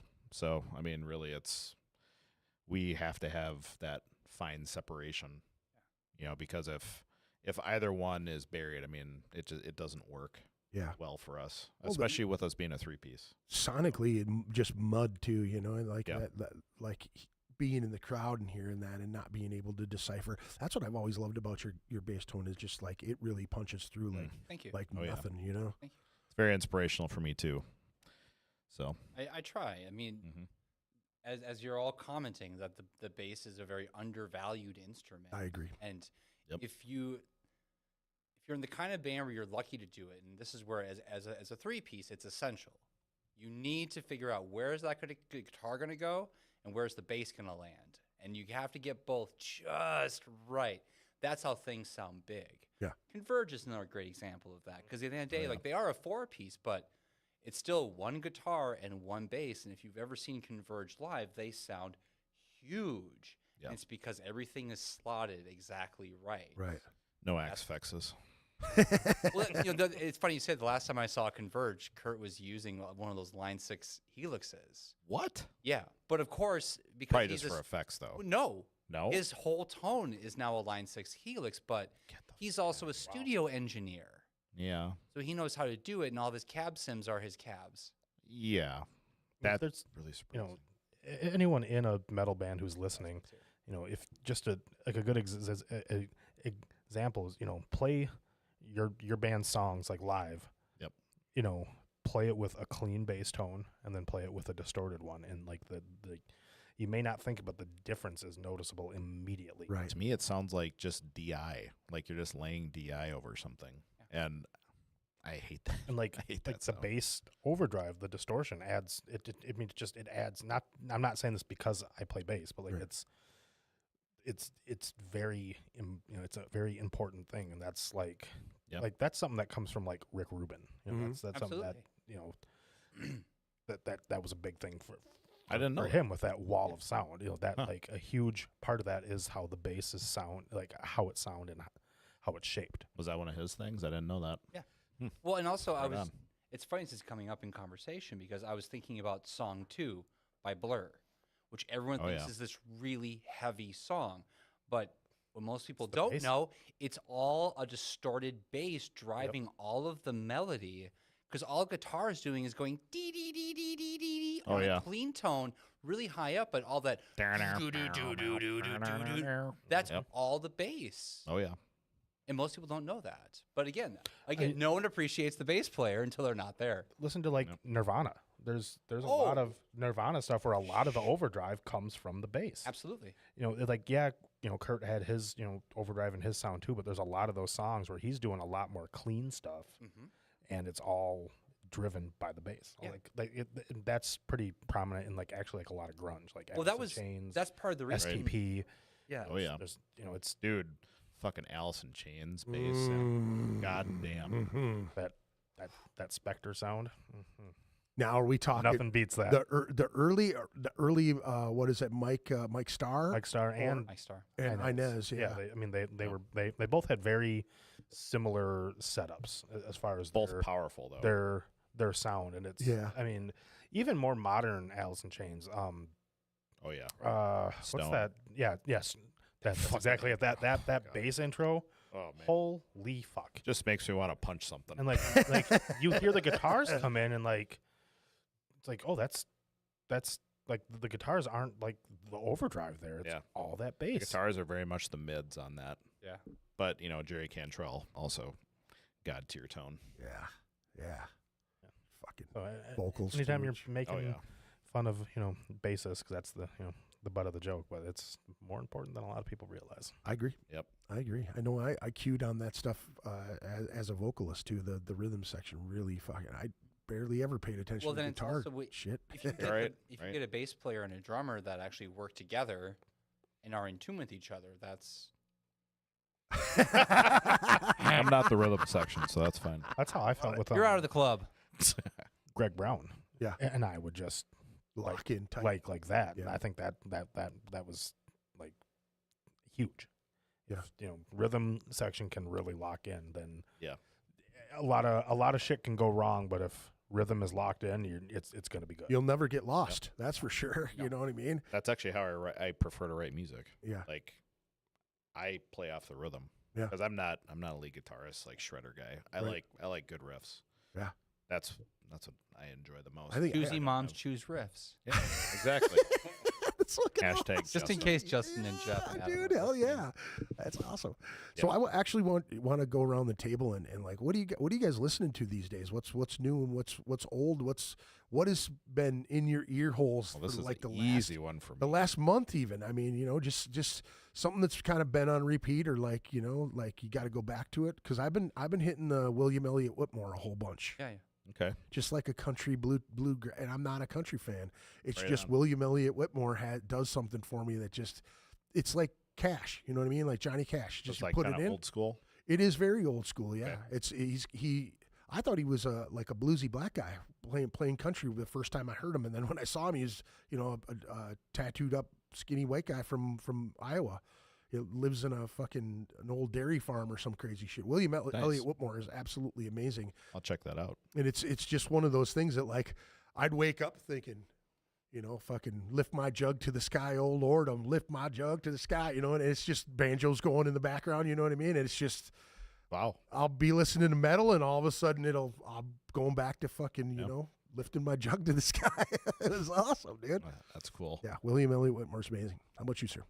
I've been on a bit of a sonic exploration lately, so I've been getting into a lot of like post rock and like noise rock. I mean, I always love Whores, so Whores is the band. Everybody. I was like, does your Whores. wife know about this? Oh, she's listening right now. No, so the band Whores definitely, and then Dave can laugh here, but I recently found a band called Hum. Fucking blew my goddamn dick off. That's how great. Fucking on Monday, you sent me a text message like, dude, like, have you listened to Hum? And I'm like, hi. Welcome. So I've been like finding all the bands that Dave's been listening to most of his life. Yeah. Yep. Yeah. But the album from Hum is called Inlet, and it's their last ever release. I think it was 2022. Yeah. Yeah. It is fucking. It's crazy. It's like shoegaze with noise rock, with doom. There's so many genres that are like brought together, but like the vocals are very much like they're from the 90s, and they're from Illinois. You never listened to Hum? No. Holy. Well, there fuck, you dude. go. Do you feel better about yourself? I do. Good. I do. I'm gonna listen now, dude. Yeah. So Hum, and what else you got? Oh, from me? Yeah. Oh, jeez. Unless that's all you've been listening to. I've been listening to a lot of Hum. Love it. Yeah, I think that's all I got for now. Much like your one thing that you're not typically into, Father John Misty is always my fallback. Yeah. Like when I'm like, I don't want to listen to metal. It's always like my top Spotify artists of the year. I think for like 6 years in a row now, it's been Father John Misty. What's that all about? I don't know. Something about it, man, just resonates. What style is it? Yeah. That's like indie singer-songwriter shit. Okay. Wait, were we listening to that in the car? Uh-uh. Like, right out. Maybe. Remember that one time? We were outside of First Ave, 7th Street, and I was like, "Oh, what's this? It's really good." I have no idea. So what about that? The one time we were in the car together listening to music. Yeah, and I was Very banging you along to the BPM of the song. Oh, well, that's why you lasted so slow.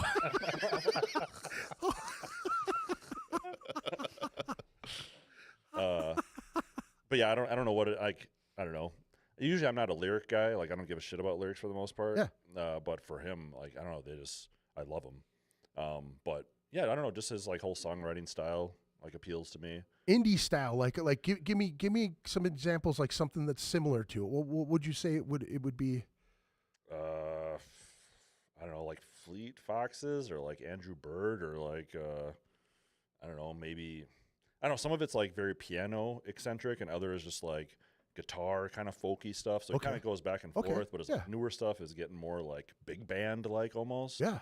So he's kind of like all over the place depending on the album. Some of the topics are pretty dark and depressing, but I don't know. I dig it. So it kind of tickles your funny bone all over the place. Yeah, so it's like good background music too, right? But he's got a good comedic way of talking about depressing things. Sure. So I don't know. It's very unique. Hell yeah. I think. Badass. Yeah. But other than that, like Spite was something I was like on a heavy rotation for a while. The last few weeks, it's been Between the Buried and Me. I've been on a huge kick of. Yeah, that's right.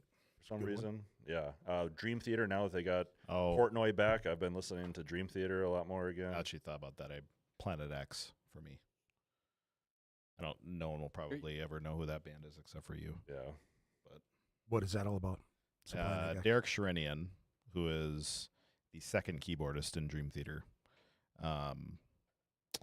he made an instrumental 4-piece like power group. Had like Tony McAlpine, on guitar, Virgil Donati on drums, and then kind of a rotating cast of other bassists, but ridiculous. The best instrumental music in the world, in my opinion. But Now, as far as drum wise, is that something, or it's just like the whole package when you're listening to it? That artist you're talking about? Who, like Father John Misty? Yeah. No, like drum wise, it's pretty tame for the most part. Yeah. Which is weird because most of the time that's like the first thing I listen to when I hear a song is like drums, and if I just don't like the drum style or like the way they were written or played or something, I'm like, oh, can't get into it. Right. But I don't know. He's like just this weird anomaly in my like music preferences. Dude, that's William Elliott Whitmore for me too, man. It's like one of those things that just pops in my head and I have to listen to it. I don't know why. And then I'm two albums in and I'm like, fucking A, man. Yeah. There's a few, like Doja Cat's another one. I fucking love Doja Cat. Yeah. Not really sure why. well, I know why. Well, I mean, you know, Because she's hotter than shit. Yeah, Dude, and a little crazy. I kind of yeah. like the little crazy part Yes. too. But that's one of his reasons. Dude, I worked with this cat who's like, he loved to fish and hunt and all this shit. And all of a sudden he's like, dude, you ever heard of Doja Cat? I'm like, are you fucking serious right now? He's like, I fucking love Doja Cat, dude, right? So we're listening to music. All of a sudden he's playing Doja on the fucking, is this really work appropriate, bro? Like I'm really not that guy, but I'm like, the boss walks in here. He's going to be like, cooter this and cooter that. You know, I'm like, dude, come on, man. He's just like, you're getting old, bro. Speaking of that, there's a driver at work that I found out recently that his favorite band, like his favorite artist in the world, is Pink. Yeah. And I was just like, Ken? yeah. I was like, what? Yeah. If you saw this guy, you'd be like, huh? Like, I believe it. Yeah. older guy, that. fairly conservative, like has some stupid views, and like took a week off to like go to a bunch of Pink shows. well, You go to Vegas or something? yeah. Yeah, and I'm just like, You live your life, Ken. yeah. I'm like, That's that's awesome. Live it that- good, dude. that- For you. That best that's shit. awesome. Yeah, I love you. Pink like, too. yo, But sweet. I'm like, Yeah. what? That also Like, happens just to be one of my way out of left that's field. Like, my Just when you wife's think favorite you know artist, too. somebody, I love her, dude. they're flying to Vegas to see Pink. yeah, I'm just like, No, holy Pink's shit! rad, man. I That's awesome. wouldn't have guessed that in a million years. Yeah. I'd like to keep her in a box somewhere. She's hot. I don't know. I've always Yep. thought she was really hot. For sure. Has she done anything new recently? Or is it still just kind of the catalog from the... I'll ask him at work on Monday. Wasn't You wasn't she doing a residency though? Yeah, what I- That's what I thought. Yeah. I thought it And- was some sort of residency thing yeah, in Vegas she was up to. and that's what he went out there to like for like a whole week. Fucking badass. Yeah, Oh, I that's just Great. and he's just I think he's got to be a little older than me. I think he's like 55 maybe. 50s. Yeah. yeah. It's like it's Awesome. like looking at him, you never get Totally unassuming cat. Like, you know what I mean? Just kind of walks like you never think. All of a sudden, he's probably just in the fucking in the seats, just rocking it, dude, Get it. rocking it. Get it.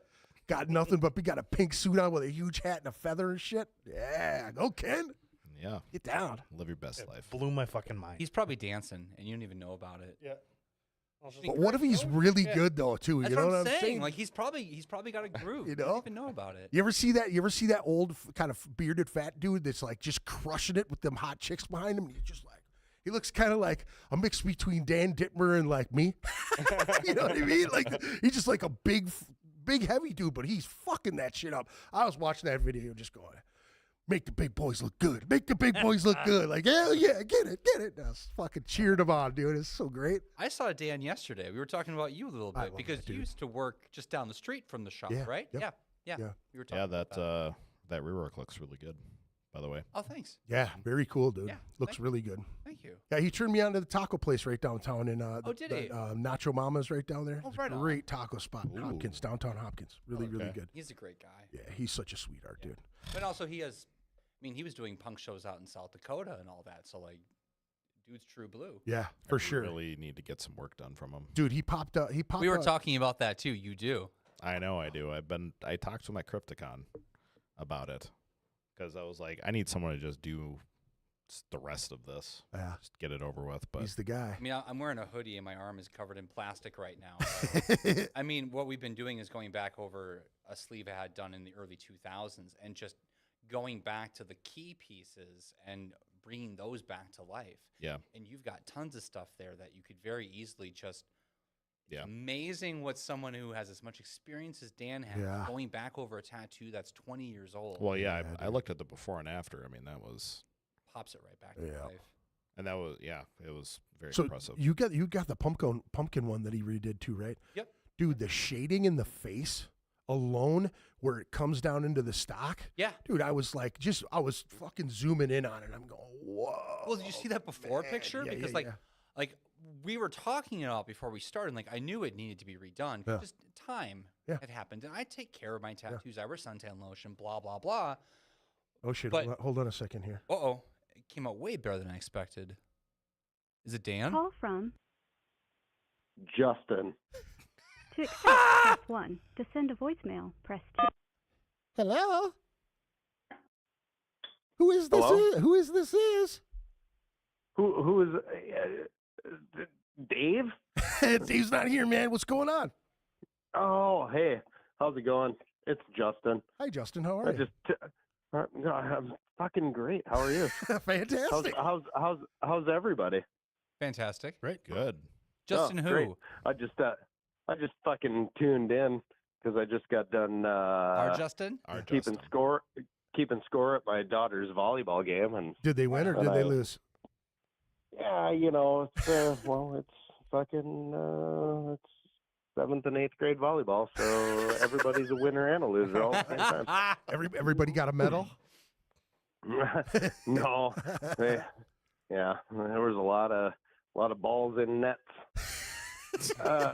Anyway, so I tuned in, and I just wanted to call in because, Eric, you said Mike Inez played Spectre basses, and he did not. He played Warwick's. Oh. He was a Spectre artist for a long time, and he recently switched to Warwick. Well, he switched to the better team. Here we go. That was the other bald okay and to be bearded wrong. Well, wait, there's 3 of us in this room. I mean, he probably spent a lot of time just hitting those balls into nets, and then he's like, oh, I got to get it over the net. So he went to Warwick. Oh, shit. But, just saying. Well, we appreciate that. What else is going on there with the VVolf Mask guys? We were talking about you and hanging out in the practice space, and I injected one of your song titles into our conversation. I think Greg was the only person that caught the inside joke. I caught it. You caught it. Oh yeah, for sure. I caught it. I also caught it. That was actually, I tuned in and like literally 30 seconds after that, it was Choosy Moms Choose Riffs. And I was like, goddamn right they do. The thing is that now that we've spent time together playing music together, we're connected a little bit now. The synergy. Oh, it's that synergy. We're fully connected at the hip. Yep. All right. Well, I won't take up any much more of your time. I just thought I'd call in and say Warwick's way cooler than Spectre. So eat it. Jordan's Did you call it just to fuck with Jordan? Yep, he sure did. Hey, Justin, I did want to say don't stop be-weaving, by the way. I don't know if you guys caught that or not. They told the best fucking story outside of their studio space. Some dude just comes out of nowhere. Or there's 2 guys that come up to they're all outside smoking and hanging out or whatever. And he said one guy was a bigger guy, one guy was a smaller guy, and he had his arm in a fucking sling. And he's like, we need to get in there, open the door for us. He's like, who are you and why? And he's like, we're here for the Weavers Guild. And like my jaw just dropped, like, what? The Weavers Guild? And he's like, yeah, we're kind of poking at him. We're kind of, messing with him a little bit. And he said, his name's Aaron, right? The drummer? Yeah. And he goes, but Aaron, we knew that he fit in right at that point because he was like done with it. He was like, if that's a band name, Weavers Guild, that's the stupidest band name ever. And he's like, get the fuck out of here, like telling them to get lost because they're like, trying to muscle in to get into their studio space because they believe that they're supposed to be at the Weavers Guild convention. It's just hilarious, dude. So then, doing the Simothra thing, they fucking started coming up with band names. Like one was like, Sigourney Weaver or something, and then Don't Stop Believing. And yeah, it just kept going. It was great. They're funny guys. Yeah. I love them. Dude, constant. They're fucking rapid fire with that shit. It's like a band full of Nates. You gotta be quick on them. Yeah, for sure. What were you listening to? So I was just double checking on my music. Okay. So you did the smart thing and actually pulled up your music. Well, because I hop around a lot. So like only in the last maybe 6 months I started listening to Chat Pile. Yeah. Anyone? No. No. I keep seeing it as a suggestion. You should on listen Apple to Music. Chat Pile. If you haven't, don't let their logo fool you, because the logo looks like this black metal band. And they're not that at all. They're kind of this weird amalgamation of like punk and hardcore. Is hum with 2 M's or 1 M? 1 M. Okay. Chat Pile is rad. I'm going to check those. It's hard to find, like, it's so weird because you want to say like authentic hardcore, whatever that means anymore. I have no idea. But these guys to me sound like what is an authentic hardcore, because they don't come off like they're natural musicians and they have their own style. It's like they just learned how to make music and went with it. Yeah. And it's really great. So I think I heard one of their songs while I was Chat Pile. on Check them out. my hum kick. And I'm going to go through my things. Check that shit out. Haunted Horses. If you haven't listened to Haunted Horses, check them out. They're a 3-piece from Chicago. They're a mix of like industrial, hardcore, very, very grindy.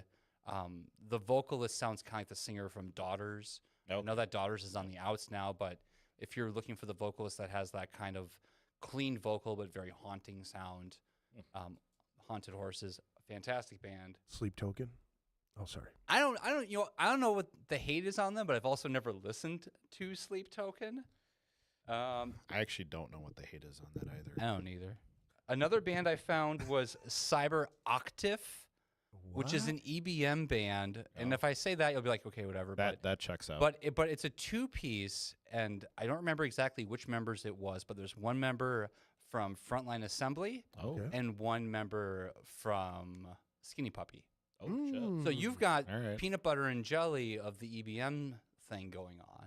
Those are 2 of my favorite groups, too. Great bands. From that genre. And then I'm going to curve and go to Sabrina Carpenter, because I cannot stop listening to Sabrina Carpenter. That's like pop, right? Fuck yes, it is. It's absolutely great. She's been coming into my orb a little bit, just out of, like, I've been seeing it. Dochi's another one that just kind of like punched me in the face the other day, and I was like, whoa. Sabrina Carpenter is absolutely incredible. Okay. And she swears in her music as well. Okay. So pop music is pop music, and to me, almost all mainstream music is pop. I don't care if it's Metallica or Taylor Swift; it's all pop music. Right. She's great. She's actually a good singer.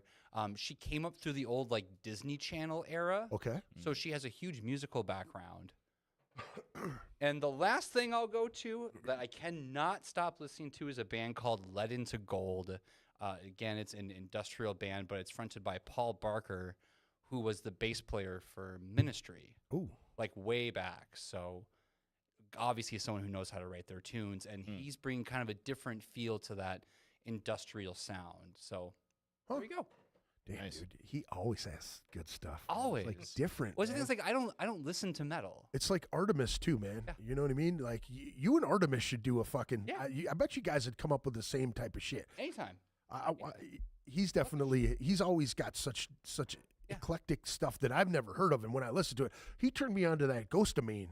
Oh, there you go. And I actually really liked that shit. I was like, not wow, my cup of tea, because I'd rather listen to Death Grips. Okay. But I totally get the style. Totally get that. And Death Grips is I think I actually have a couple of their. Yeah, I love Death Grips. Death Grips, The Money Store, Chef's Kiss, fantastic. Oh, totally. Yeah. Hustle Bones. Hustle Bones. What about you, sir? Guillotine. What are you listening to? Krog. Wolf Mask. Oh, that's it. That's what you've been Wolf listening Mask. I'd imagine you've probably been listening to it a lot just to get the songs back in your it's brain, been, right? Like the last probably month, like anytime I'm listening to anything, it's been the Krog set. Just to. There you go. But if I'm taking a break, I've actually been listening to some Into Eternity and High on Fire. Nice. Ooh. Which High on Fire? High on Fire, yeah. A little. I've been picking songs from a few different albums. I really like Snakes for the Divine, Luminiferous. I was gonna say that's probably one of the quintessential High on Fire riffs. For sure. Is the intro to that. Mm-hmm. Did you see he's got a new Diablo, that fucking 9-string from Woodwright? He's got a new signature guitar. That song, Snakes for the Divine, there's, speaking of bass tone, there's a really cool part in that where, it starts where he's doing the lead, like that lead part, and then it switches, and he plays rhythm on guitar, and the bass is doing that same riff. Dude. And it's really fucking cool. So I saw High on Fire and Meshuggah, and I actually went for High on Fire. Yeah. And they fucking brought the house down. Dude, I've seen them Wait. a couple times. I seen him in High the on Fire fucking- was Meshuggah's direct support. No, I'm for a trying to tour. remember that show. When was that? No, years ago, because I don't think I had kids yet. I seen Was High on that- Fire at Triple Rock. It's about 5 Was- years That'd have ago. been sweet. I Dude, saw it him was so the first time at Um, First Ave when I went with you. And I was at Mill Bill. City. It was whatever Metal Alliance I'm thinking tour of or a something. show. It was amazing. Like had never really like checked them out. And I know like Bill really liked them and stuff. Mhm. Like, I'd heard a few things, and then at that show, I was just like, "Holy shit, this Yeah. is way good." Yeah, dude, like they're easily the best band of that bill. I forget who else was even on it. I think I went to that show. You said Mill City. Yeah, that Yep. was so it Pretty was sure High that on was- Fire, Meshuggah. Was there somebody else, or was it literally just those two? I can't remember if there was an. I think was there an opener? I can't remember. I feel like I got there. I've at seen the High on beginning of Fire the show, but twice at Mill City. Once they were headlining, and their drummer had a walnut shell kit, and it was just thunderous. Like it was so deep. they like really nice gear, and they play really nice gear. I'm gonna be seeing them twice this year with Really? Acid Bath. Oh, yeah, that's right, because they're back doing things. One of my all-time favorites. That's awesome. Going down to see him in New Orleans. So hard pivot into left field, Greg, since you asked the question. So what is the sleep token thing? Because like I mean, obviously I know the only thing I know about the sleep token thing is specifically from we all know who, Nate. Because Just I've seen a post he's about hates it, on it so much. But apparently there's like a whole subset of metalheads that are like, oh, this isn't real metal, just like Ghost. They mix a lot of different like pseudo pop elements into their stuff. Yeah. I've only checked out a couple songs myself. It's not my thing. They had some cool riffs, but the vocals just kill it. Yeah. For me, I'm like, Oh, you don't like the vocals? just cannot get into the vocals. What at what, all. what is it about the vocals that you don't like, Mitch? I don't know. It just doesn't click. Yeah, I Musically though, same that with you don't me. have an Yeah, issue yeah, with them? like, there's not necessarily. It's just something when I hear it, it's immediate turn off. there's some of their His stuff tone, like, tone. Yeah, mostly. Yeah. like songs that I'm like, okay, this just in general, the whole song isn't my thing. Mhm. But they do some like heavier stuff, and I'm like, okay, that's a cool part. It's got a cool groove to it, cool riffs, and then the vocals. I'm just like, I watched a drum can't. playthrough. Like I watched their drummer just do some playthroughs. I'm like, this He's insane. dude's fucking fantastic. Like amazing drummer. But I really think the hate comes from. There's obviously going to be gatekeeping, but I think Yeah. they like, and like I think this is a legitimate gripe is that there's some of their fans that are just like fucking obsessed, like an unhealthy amount of obsession. sure. Like I Sounds don't like know Acid why. Bath fans right now. I mean, it's just like, Yeah. like my whole personality is Yeah. this band, Yeah. and I've got tattoos of this band, like all the like Already. I only wear their merch. Yeah. Like, Oh, So, sure. so is this kind of similar to how there's a lot of hate around the band Ghost?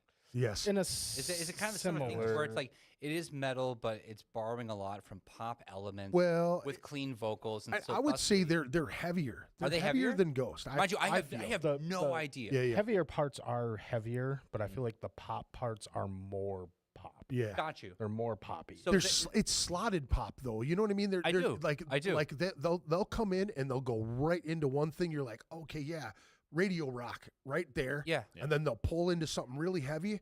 And then there's one tune on the last album they had that starts out really slow and just fucking boring as shit. And my buddy's like, you have to listen to this shit, right? So it starts out really slow, Yeah. comes in really, really fucking emotional, and then right in the middle, it has like this groove that just, it's not like a breakdown. It's Sure. kind of like a funky jazz thing that just kind of like comes in, and then they come in with the heavy on the end of it. Like I was going, okay, I get this a little bit. Sure. But then, like the vocals, they throw me off because then he's got a good voice. I think he's got a good voice. The way he uses it in certain spots, just kind of like, Well, it's all about if something works for you or it doesn't. Yes. You know what I agree. mean? Some things Yep. just don't work for For sure. people. Yeah. And instead of just saying, you know what, not my cup of tea. I'll drink a different cup of tea. Right. And I'll give like my band members shit because they like it, you know. And, like, Sure. but I'm just flipping them shit. Like I Yeah. listen Well, to whatever I mean, you're gonna listen I'm to. y'all give each other shit. But like, Right. so like for some reason, Get as good there's as you this give. sleep token Facebook group called Vessel is God, and they use like all these weird symbols and shit. Like, I mean, the band's got a really cool look. Right. Yeah, I they have won't, their own lore like, or whatever. Don't Deny get me that. wrong. Like, I love this like backstory shit. Like, it's cool, but like, I don't know why this group always comes up on my like suggested feed, and it's always like these just like super unhinged, like obsessive posts about the band. I'm just like, It's because Meta hates you. for the love of God, go outside and touch grass. Like, it's just a band. Right. It's not like be all end all, like greatest thing. Like, I'm gonna dedicate my entire life to this band. Like, Sure. That's any band. and there was a isn't it? rumor, like Yeah. there was one post that there was a rumor that the band like completed their story on the last album, I guess, and like this fan was like legitimately talking about killing themselves Oh, if, goodness. if the band Okay, was well, to be that's, done. And I'm just like That's a mental health like issue. Then, you for guys sure. like you guys, it's Yeah. come on, like Right. so. Well, I think that level of obsession over it's kind of silly. Yeah. Listen to whatever the fuck you want. It's not my thing. Don't force it on anyone. Right. Yeah. I always hate, being pumped up to something too. You know what I mean? Like, oh, this is the best band ever. You gotta hear these guys. You gotta hear these guys. I always like if I'm gonna jump into something, I'm gonna go to a person who really likes the band and go, what is your favorite album by them? Yes. Right. And I'll Yes. start there.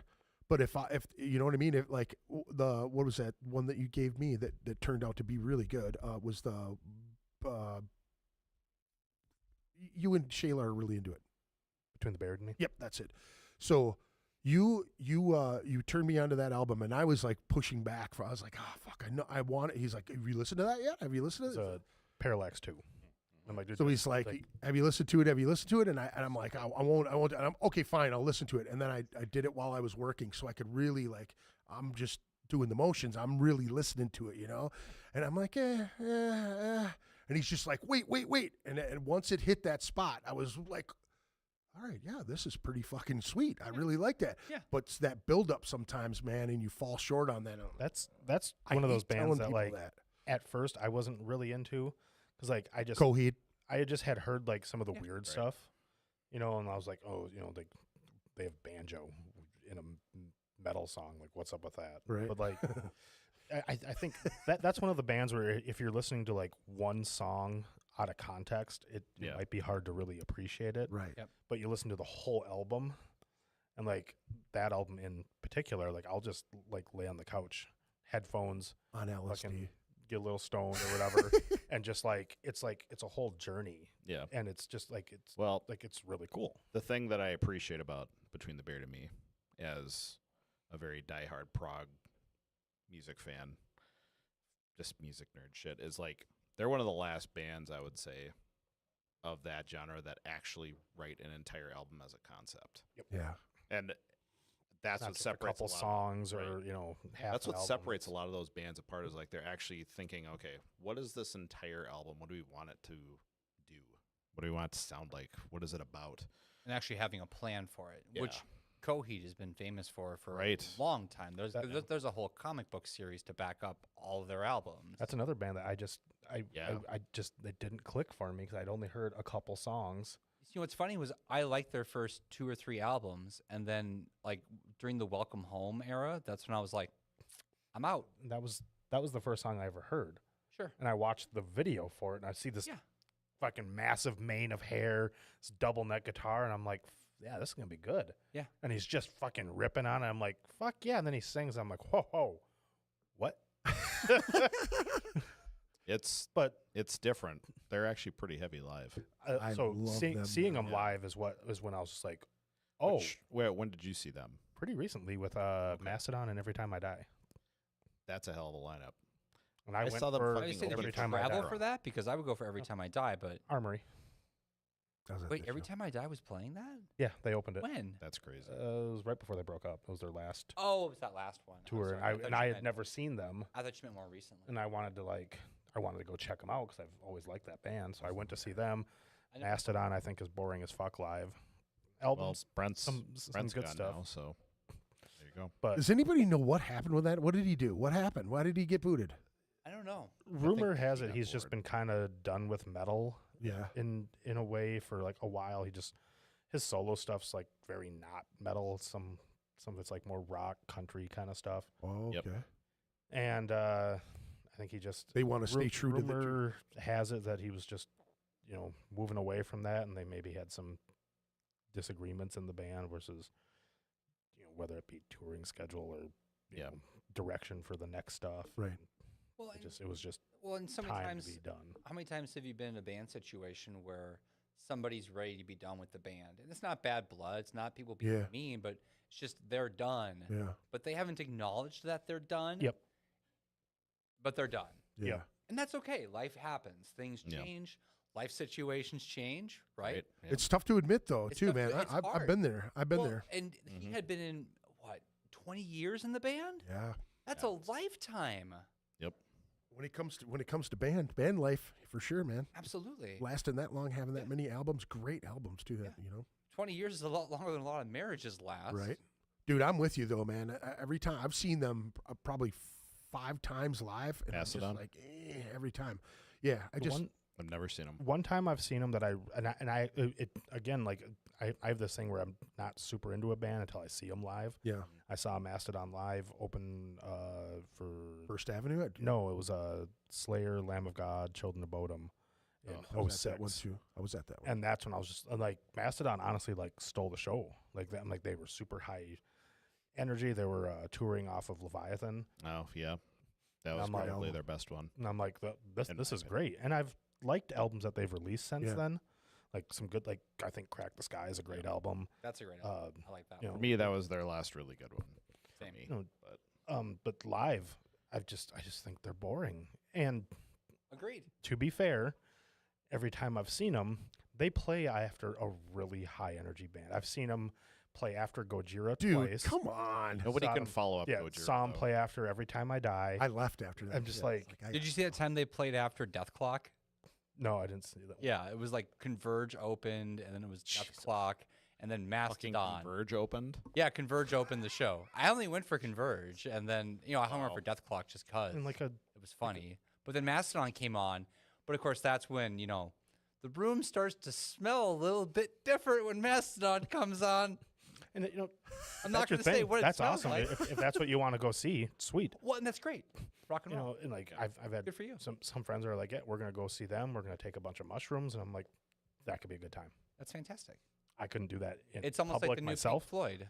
but No. I just I don't know, like maybe don't be like we're just gonna play our mellow prog stuff after one of the most high energy bands of the last decade. Yeah. You need to You think know. into that set list a little bit more. Yeah. Like maybe go to Leviathan. Yeah, you got to mix it up a little bit more to make it heavier, I'm man. like, for wow, sure. like this is they've really slowed it down, and Gojira just fucking tore the roof off of First Avenue. Like, Well, I okay. remember. like Right. But you said a band that was probably in my top 5 metal bands of all time, and I saw them at least 3 times. Children of Bodom. Those guys are so fucking good.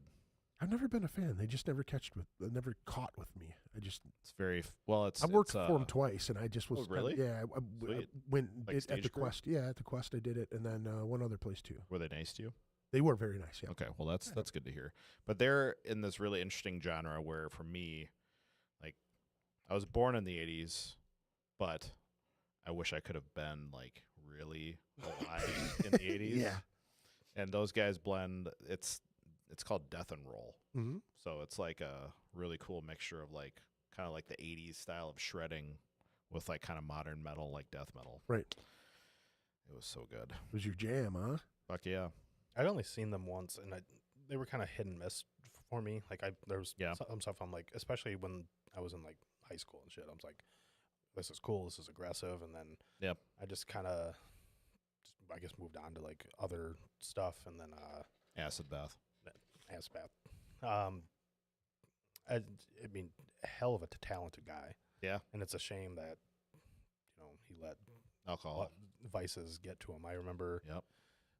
Frodo telling me he went and saw them, and like he like Alexei looked like he was just a skeleton. He was so just like That's how he looked the last time. wrung out. And really? Just, like all fucked up and like barely could stand up on stage and play. And it's like, man, That's super sad. get the guy some help instead of just pushing him to like tour more and then just continue these vices. And that was definitely their problem, which goes even back to our other conversation where it's like you have a bunch of these guys who are, we're all macho metalheads and they're Finnish. So that's like they just have that culture, of very much like, hey, we live up where it's super cold. Let's drink, let's drink vodka. Let's be fucking crazy and go jumping in the lake and drink half a bottle of vodka per each person. Right. That shit's going to take a And toll maybe on too, you. that was his plan. Right. And yeah, I think- exactly. That could have been his life. I think we all know at least one story of somebody, whether it's family, friend, or someone in our orbit that deliberately chose the path of, I'm just going to drink myself to death. Yeah. Right. Don Decker. That's the one that comes to my mind right away. Yep. Because he actually cleaned himself up for a little while and was starting to look better and feel better. And then he just fuck it. Yep. I'm going back out on the road. And you see him and you're going, fuck, man, he's headed to that spot, And then you see the handles of vodka and you see, just constant, beating of yourself, The liver's going to shut down sooner or later. Yep. And it's not a pretty sight when it does. Well, and you know what, man? I think it's so crazy because there's such a shift in the culture when it comes to guys and metalheads. I think so many of us now that are I'm 52 and I think back to my uncles and people that were just a bit older than me, and that whole you can't fucking cry, you can't show emotion, you got to just stuff it all down was so macho. Then you could why, what are you crying, you a fucking sissy, that type of shit, you know what I mean? You're getting pushed down because you actually have an emotion. You know what I'm saying? Yep. Forbid you display any emotion other than just tough. Yeah. Right. Yeah. Anger, jealousy, any of that other stuff that seems to be okay. You know what I mean? The whole new Bill Burr allowed. comedy bit he did called Drop Dead Years, where he talks about why is it all these men are dropping dead in their early 50s. Right. Because they spent decades suppressing all their emotions. Right. And then they just fucking... He's a perfect example of that, too, because he was such an aggressive dude. Yep. And, after he had his daughter and, you know what I mean, his whole family thing, he really changed his whole outlook on shit. Absolutely. I think he got better. He started to, analyze himself more and not, he still fucks with everybody. Absolutely. Well, the thing is, if you pay attention, he is really smart. Yeah. Not just with psychology, how to work with people, but how to work an audience. Yeah. Because I've watched enough of his bits now, and I've seen him live. I saw him at the U of M somewhere, and he showed up, and he's like, yeah, it's really great to be here in the lane of 8,000 lakes. And I swear he baited the audience because everyone... 10,000, yeah. They're like, 10,000 lakes! And he says, oh, excuse the fuck out of me, 10,000 lakes! Yeah. And then every time he told a joke that didn't quite land, which happens, he's like, oh, I guess that's not funny here because, 10,000 lakes! Yeah. And then he pulled him right back because he got the audience laughing at themselves for making fun of him. Yeah. Yeah. That's some Hannibal Lecter comedy right there. I just, and going back to that whole thing, just the separation I see, guys my age that are kind of on the cusp of all of that, you know what I mean? And you break the mold a little bit, as you get younger from me, I feel more guys are a little bit more, they open up a little bit more. I feel like that's the way it is. It's still real bad for men in general. I think so. I agreed 100%. I think people are more conscious of mental health disparities. Yeah. But what I think has gotten, and this is just my pet theory, I'm not a therapist, but I think a lot of people are like, yeah, well, I know I've got depression. And it's like, okay, next step? Yeah. And then the next step never comes. Yeah. And someone just says, well, you know what? I've got depression, so be it. And it's like, well, you can work through that. Yeah, you can they're do almost, something about this. They're almost, and it's great. And I'm glad people are more aware. Yeah. But they're still not taking the step. But because they're aware, it's almost like that's as good as taking the step, right? Yeah. So, but that is a good thing though. People are more conscious of their emotions and their feelings. Sure. I think that it should be okay. You know what I mean? Like, Absolutely. like I really, I think it's so unfortunate that guys who change their persona, you know what I'm saying? Like, you can't always be the tough guy. You can't always be the fucking hardest dude in the room every single, you know what I mean? I was always told that as a kid, you might be a tough kid, but there's always somebody tougher out there, you know what I mean? And it just seems like when it comes to, mental health for men, they just kind of, you shut down with the whole deal, We have a mutual friend that really was struggling with some things and and has since gotten some help. And I think we talked about it before the show. Just the fact that you see the shine come back to this person, and you see, and they even openly admit it. That the depression was an issue, and that you stumble on the insurance thing. That is a huge thing for people. I was just going to get into the barriers that you encounter, even when you want help. And that's even outside of your own personal struggle to even get to the point where you want to talk about insurance. You get to that point where, like, acknowledging, okay, I need help. Yeah. I'm going to start taking these steps to do it. Right. Oh, there's this huge hurdle, that whether it's financial or whatever, that's like, fuck it. I can't do it. Well, fuck. Well, even then, I can't afford it, and like, am I going to go broke doing this? Like, I need to be able to survive. Right. That goes even deeper down into like my own belief about all of that, and that the medical system is there to keep us sick, because how else do they That's make how they're going to make money, man. Right. That's it. And there are good people in that system. There are people who want to help. Like, just like every industry, there's a lot of good people. There is also a lot of bad people. But I also think that a lot of the good people are disconnected from the drug part of it as well. They're not the ones getting incentives. And I know they say that that's supposed to be the taboo part now. They're not allowed to do that. They've been smashed on about that. But you can't tell me that big money like that isn't going to go, stop. hey, No, it doesn't stop at all. They find loopholes and ways around it. Or they name it something different. That's the saddest thing about it. Take all your money. Yeah. And then not cover you for things. Right. Like, I just had I had a refill on a med that it's just for my fucking acid reflux. Yeah. Nothing super extreme, but like, my shit's bad enough that my doctor wants me to take 2 of these tablets a day. Yeah. My insurance wouldn't approve of that. They would only approve once a day. And I'm just like, why do I even fucking pay for insurance? Like, it's not. You're not listening to the recommendation from the fucking doctor who's telling you like this. a narcotic, you know what I'm saying? or something that's like super rare or super expensive. It's it's fucking, like, without insurance, the 2 tablets a day for a month was like $50 out of, like, without insurance and shit. And I'm like, you guys are really going to deny this for $50? Right. For a low-cost medication that's likely just one step above what is an over-the-counter medication. Yeah. Right. And that probably just it. one step above an acid reflux medication. Yeah. Right. Yep. Yeah, so I had Just a little stronger. So since you mentioned that, I just got a denial letter in the mail because last year almost died, and heart-related stuff. And my cardiologist said I would highly recommend that you get a DNA test, just to see, because my dad died of heart-related stuff a while back. So I was like, okay, yeah, I'll do it. I mean, I'm probably well within my deductible now, since I almost died and I had 2 ambulance rides and everything. That'll fucking do it, man. Right. Eats that right up. It's like $12,000 a ride. So, get the DNA test done. Everything looks to be pretty good. Great news. I was like, okay, cool. I'll see when it comes back. I wasn't expecting to get a bill. They send it back like, no, this is elective, and this has nothing to do with your health history. And I'm like, okay, well, I'm going to appeal that. Like, a doctor recommended it. Like, right, how can like it's in the notes. Agent, like, you're not a doctor. How can you make medical decisions? Free Luigi. That's what I'm saying. No shit, man. That's what I'm saying. And, like, what's the point of even paying if they're not going to even, like, I'm paying you to cover this extraordinary cost. Right. And then you're going to be like, nah. And you're like, pick and choose.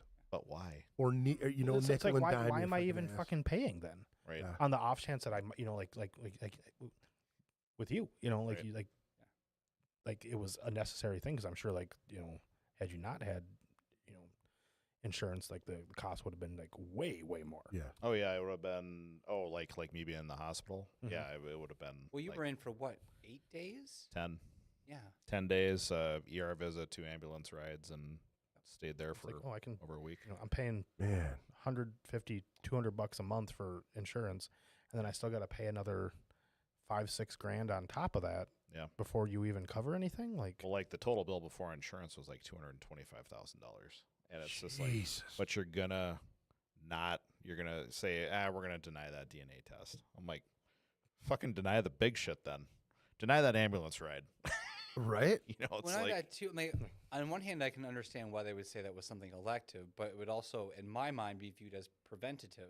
well, right. That's like. But Because- if the doctor recommends it, that's Yeah, where the thing exactly. is. It's not like I'm going, hey, it's an elective. Yeah, I may want to do this at some point, but if the Right. doctor says, hey man, you really should do this to kind of narrow down what you need to get to the fucking factors of whether you're still here for your family or not. Like, Exactly. okay, Or we'll your- cover it. Like that or makes your more doctor sense to me. wants, Like, says, hey, you probably are gonna feel a lot more like shit unless you take this extra pill Right. a day, right. and it doesn't cost $6,000 a month to take it or something. You know? It just So ridiculous. floors me. It's like this is a like medical recommendation, and you're just going to be like, It's an industry. do you really need it though? Like, well, It is. are it is you a an doctor? industry. No. Then Would you like? You can just have my acid reflux then. You enjoy it. Yeah. Don't fun take with pills. Yeah. that. So I Fun have with a- that. just I have a friend Floors who I'm not going to name because it might give away his identity. But long story short, he was going to medical school. He became a doctor. He's a very, very successful doctor. And I asked him as he started doing internships or whatever, and I was like, all right, cool. So like, just tell me straight up. I'm like, how much of this shit is just a big circle jerk between the drug companies and the insurance companies and the doctors to all just Dutch rudder each other around in a circle? He said, the entire thing. He's like, that's what it is. And he said, and I will make less money as a doctor because I won't do something I think is unethical. Wow. burn it all down. How Well, fucked up. We raised Burn it him, all down. we Good raised him in people the school of lose. punk rock. Yeah. Just yeah. I won't go into it more because it makes me very fucking angry. Well, yeah. It should make a lot of people angry. That's the sad thing about it is we don't fight back on it. You know what I mean? That's Right. that's Well, the what sad can thing. you do? Yeah. Well, this is just the way it is. What can you do? Well, And the it's answer- so and it's so ingrained, and whoever makes these policies are getting the kickback. So Yeah. it's just like Well, the thing of it, like we investigated we got- ourselves and found we nothing got wrong. oh boy, we're in a rabbit hole. I mean, Yep. we got close to it when the Affordable Care Act started becoming a conversation. And the thing of it was is that you still looked at roughly 50% of the country wasn't open to the idea of changing the medical system to anything that would remotely look like socialism. Even though Because we that have word is so social socialism? security. But even though we have so many institutions that are already like that, such as your Fucking- mailman, the Fi- yeah. firefighters, Fire department, schools. the Right, freeway like- system. Oh, you don't like socialism? Well, fucking pay someone to put your house fire out. right. Yeah. Go fill those fucking Hey, buckets. I got to Have check one of your those credit bucket score brigades. first Yep. before I save your life. Right? See how you All like it. socialism. Like you can't pick and choose. Yeah. Sure, you it's can. wild. We do it every day. Yes. Very I'm much sorry, so, not we. right? They. What a sad state of affairs, honestly. Let's play some heavy music. Or Yeah. Well, that Try would and mean ma- that try would and mean make us we're at the feel end of the better. show. Oh, we're not there yet then. No, I don't know. I don't feel like we are. No, No. things are getting good. So I wanted to ask you guys. You guys have a show coming up? We can actually talk about that one. You have one Yeah. April 26th, isn't it? Correct. Something like that. April 26th. Let me see. I pull it up here. Yeah. See, did you get the flyer? I meant to send it to you, and I was I like, do. I did find it, and it's Good. it's the Skyway deal, right? That's, Yeah, yeah. Yep. That's a big that's a big show. I know that. Now I don't know what the numbers were from the last one. I know that Greg was doing this. This is Greg Moog's production deal, right? The Correct. Base 12 or something like that. Correct. And I know that he's trying to open it up, and this was my intent when I was doing things. I'm not trying to take away from his jam or whatever. I hope that this works for him really well. Yeah. That was my intent, is to do the 2-room thing, like the Quest for Mayhem. And I actually contacted Jack Gilbert to take that name back, to actually use it when we were able to do that. The last shows at the end of my booking stuff at the Skyway were doing really well. That's the sad thing Yeah. about it. But I had hurt my back. Anyway, is that why that stopped? Yeah. Because I remember when you started that wave, because I went out to Yep. one of them, but then it abruptly stopped. I didn't connect the dots because you hurt your back. Yeah, I hurt my back, and I couldn't be there. And being downtown, you know, and I've never had a problem downtown, you know, and I grew up in the city, so I didn't really give a shit about what was around me. Sure. But when you hurt yourself to the point where you feel like you can't protect yourself when you're there, I was carrying knives and guns and shit. Like I'm not comfortable with that anymore. You know, I just it's not me anymore. So that and you know, excruciating pain in the back. You know, I was like, fuck that. I'm not going to go be a part of that. So I really hope that this works for him. They're doing the lyric and the Studio B, correct? Correct. Yeah. That is the 26th, 4 p.m. doors. Looks like 10 in advance, 15 at the door. And I will just warn people that you want to just pay at the door. Sounds stupid because you want to save that extra $5, but with everything, you add those fees on to it, the internet fees and everything other fee that everybody wants to add to it. And I'm not going to blame the Skyway 100%, but it could be the people that they're using for their internet and all, you know, all you that end up stuff. paying more, if not as much, if you buy in advance with certain venues and ticket platforms. I feel like I was kind of the catalyst to bring all-age shows back, though, because I was doing so many all-age shows. I didn't even ask people anymore. I was like, you want to do 18 plus? You want to do 21 plus? I was like, fuck it. They're all going to be all-age because I remember seeing an all-age show as a kid, those early matinees at 7th Street Entry or 1st Avenue. You go there, you do your thing, and you're out. And then when you become a drinker, you go back in, you do two shows a night. Yeah. I think that's amazing. I hope this goes really well, and this goes back to our I love to see people thrive and do well. This is a fantastic bill, too. This is Casanatra, Wolf Mask, you guys. Derecho. I can't see that actual. What is that one? It is 32 headshots. 32 headshots. Bullets and butterflies. Slag, and Montoya Machine. I missed one in there somewhere, too, I think. Blue Felix. Blue Felix. That was it. Blue Felix. I got to say, too, I'm bummed because Courier was asked to play this. You were? Oh. Well, now I'm double bummed. We'll be out of town for that show. So. Oh, damn. All right. Unfortunately, we couldn't do it. It was when Greg originally talked to me. It was going to be on I think it was supposed to be the weekend before. That's right. Yeah. We're like, count us in. Like. Then the date changed, and you guys had to drop it. And Marion and I will not be here, but that is such a cool looking flyer. I gotta say, I like that. With the syringes? Yeah, I'm looking at it right now. That just fucking looks cool, and then like little prescription sheet where everything's written on it. Like, you need this. Props to whoever designed that. I think it's just a really cool, really good segue from our conversation about the medical industry. Yeah, I don't remember who did. It was a friend of Jake's that did it. Jake just called him his flyer guy, but I don't remember who it was specifically. But yeah, oh my God, come out to the show, and this is for a $15 show, and. Am I right? This is all ages? Yes, it is all ages. It says all ages, 21 to drink, obviously. And they've got a guitar giveaway going on, live music and art vendors is what. And I know that Greg was putting it out there that he was looking for people to sell stuff at the venue as well. Yeah. So that's really cool that he's putting it together. And I hope it works for him, man. I really, really do. Well, and also. So many of the people in bands now have kids. Yeah. And so many of the people that were going to shows have kids. Right. And so we can do all ages. I love it. I think it's fantastic getting to see kids come out and see the show because maybe we're getting them into the next generation. Well, like that's how I got into like the local scene was being in my teens. Yeah. Going to all ages shows. Yeah.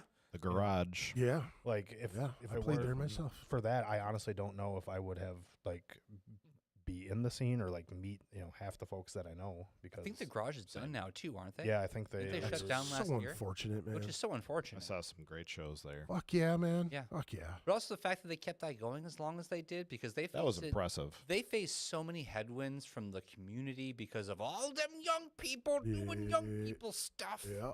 I was like, it's across the street from the fucking cop shop. That's the thing. The cop shop was across the street. Yeah. They don't even have to drive their car. Have you met cops? Yeah. Yes, I have. That's another rabbit hole that maybe we should avoid there. Let's avoid it. We're talking about mental not getting health. out of the studio. Now, I did want to touch on a couple more, and this is the 26th. I do want to touch on one more show if I could, and this is the Tom Cruxton show, that his benefit show. That's the 25th. at Club Underground. Looks like Venus to Mars and let me see here. What is it? All the Pretty Horses, Plague of Stars, Harsh Reality, the F All, and then there's one more, Murder Curious? Yes, Murder Curious. And that is, again, at Club Underground, the 25th, the night before. So you got 2 shows to go to that weekend that you should definitely attend. Tom is such a sweetheart of a guy, and he's been a staple in the music scene for such a long time, and he could really use the help. I know he's gone through, what is it, triple bypass or some shit? Yeah. And if I remember, he got a surgery last week or this week, and it went well? Last week. Yeah, last week. I saw him do what is time? Update like this over the weekend his or video something. update. Yeah, it was, it also came through the care bridge. Yep. Yeah, I will also put up his, let me see here if I can. Yeah, if you have a link to that benefit, I do have a link to the benefit, and I also have the Tom Croxton Needs Your Help, the GoFundMe thing here. If you guys want to donate to Tom, and if you can help out, that'd be fantastic. We'll do that one, and then the show on the 25th, and then you guys have your show on the 26th. Yeah. Which, dude, this is going to be a fun one.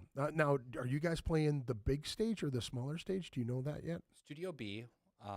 We were going to be the headliner in Studio B, but then as the bill started to get populated, we took the spot right before Casanatra. So we'll be in Studio B, second to last. Second to last. Okay. But Greg was really wise about staggering the performances, and we have a whole schedule sheet for the show. So that way it's like, okay, best way to do it. As one band It's is really nice.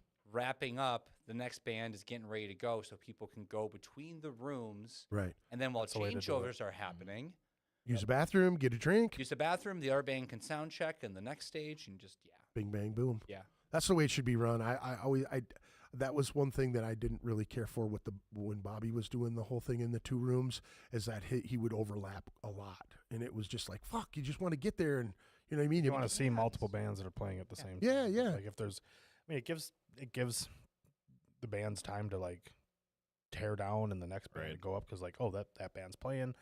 No one has to stand around and do whatever while we're setting up and doing sound check and shit, and A little bit of breathing room for everybody. and it gives you a little more time to just make sure like everything's set. Well, but even as the audience participant, like I went to the Sick New World Fest a couple of years ago. Yeah. And so many good bands, but I spent the whole day zigzagging across the ground. Yeah. And then I would get like, cool, I got to see 25 minutes of a band. I like, well, time to go walk 20 minutes to the next And band. how hot was it? It was 100 plus degrees that day. I was one of the few people that made it out without heat stroke after drinking 300 ounces of water. Damn. Yeah.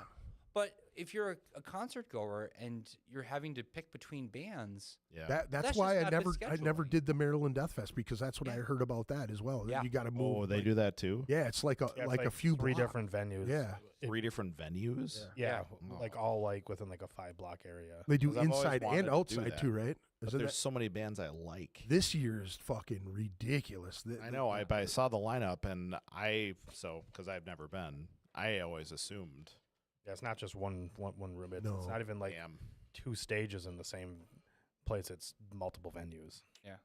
Yeah, So, that like, was you one get, of the like, a downfalls. pass, like, you can for get me. into Like, everything you just show it to yeah, them. Yeah. but it's like, oh, I want to go see this band. Well, the next band I want to see is playing fucking 4 blocks away, and they've already started. So then you have to like either fucking run or just be like, well, maybe next time. get a Segway. And what sucks about that is that's one of those shows that like a lot of bands do, like a reunion or like a one-off, Or like we're gonna play this one album in its like a entirety. Well, special dude, set that was one of the things that Tannic and I talked about with the whole Azabath thing, and going out to Vegas to see them, and because we didn't know whether or not it was going to be just that one show or just a couple shows, here and there. So we were like picking and choosing, and then it's like the heat. That was one for me. That's one thing that really kills me. It just ruins everything for me, because I'm just standing there. You're fucking It was sweating. super dangerous. Oh my I mean, goodness, I man. don't I need to hate be being the hot. oh my gosh, the danger, but Yeah.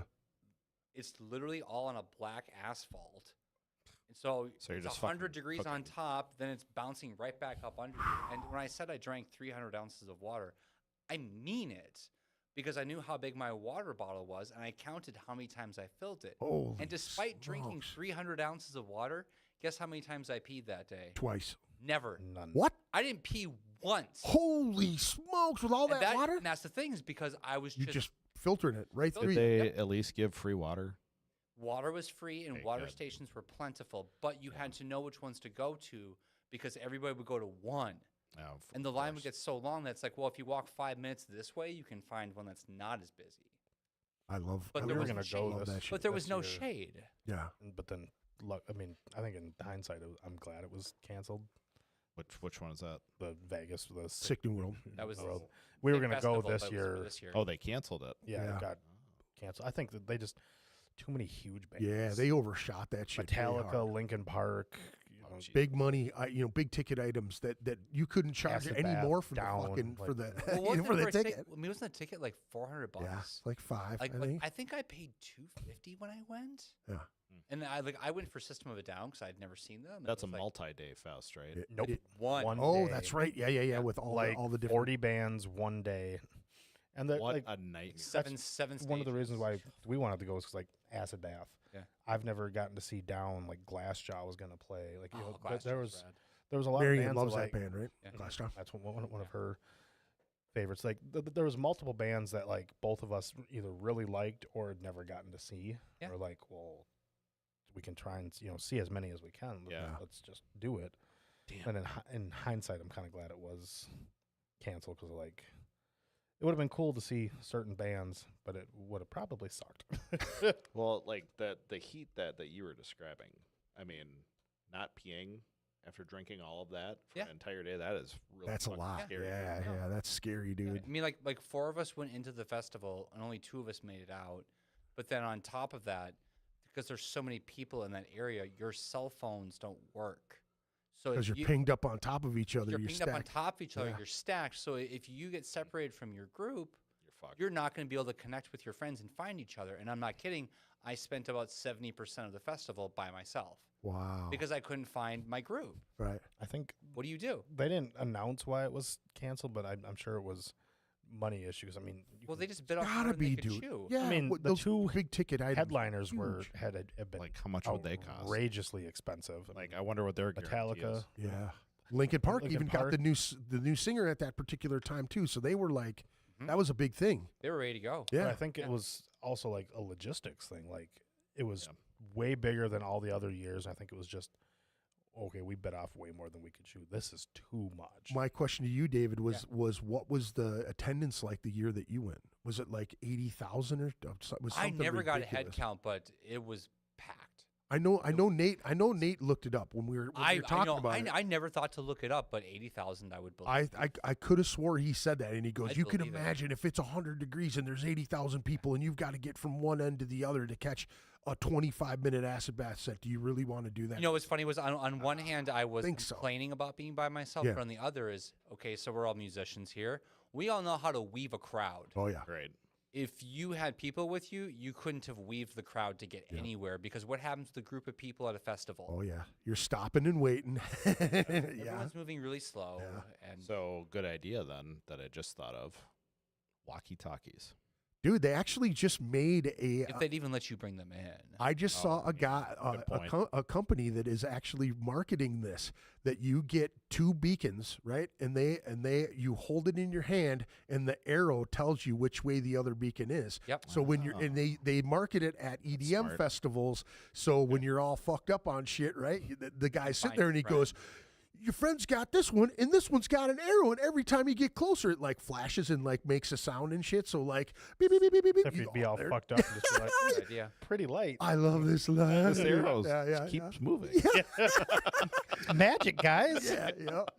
God, 80,000 does sound about right though. Now I'm thinking about it. Well, I could would have just sworn be a that's hard what no. Nate was saying, and he's going, oh, dude, I'm just not good with big crowds and shit like that. And I'm going, dude, I'm I'm the same way. not good with the heat. I mean, like that was the festival. Where, like I went very reluctantly, but I was like, Yeah. you know what? I'll give it a go. Yeah. It's one day, why not?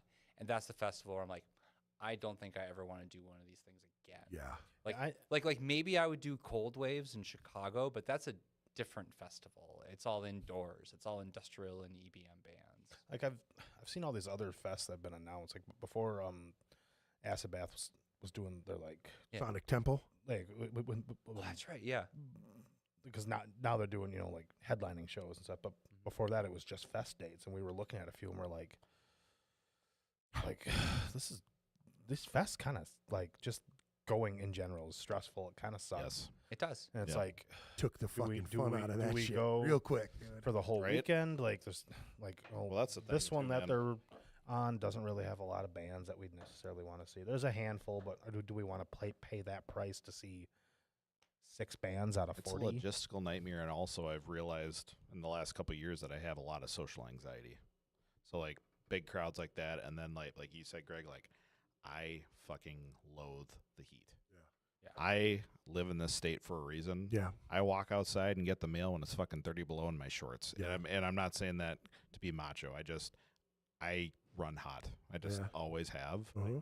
So like if they did a metal festival here and like, hey, we're gonna have the doors open, back, fuck yeah, can I play?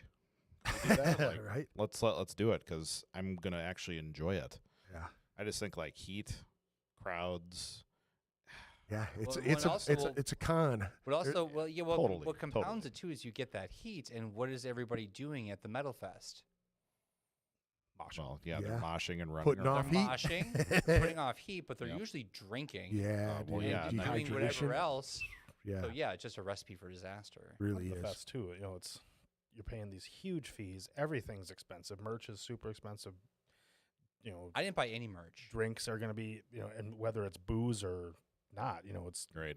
If you just want to buy like a fruit juice or something. it's $6 fucking waters like, and here's shit. a you know, Yeah. fucking 6-ounce glass that's, you know, $15. I was gonna say, did you take a look at the merch just to see like how much No. bands were charging? No, I couldn't I'd be because curious. like so all the merch was in one location, so every band got to have one shirt or something like that. And so you walked through this cattle herd line of people, and you walked up and got to go. I'll have a number 76. With fries, please. And I'm just sitting here, like, I'm not going to stand in line for 3 hours to buy a T-shirt.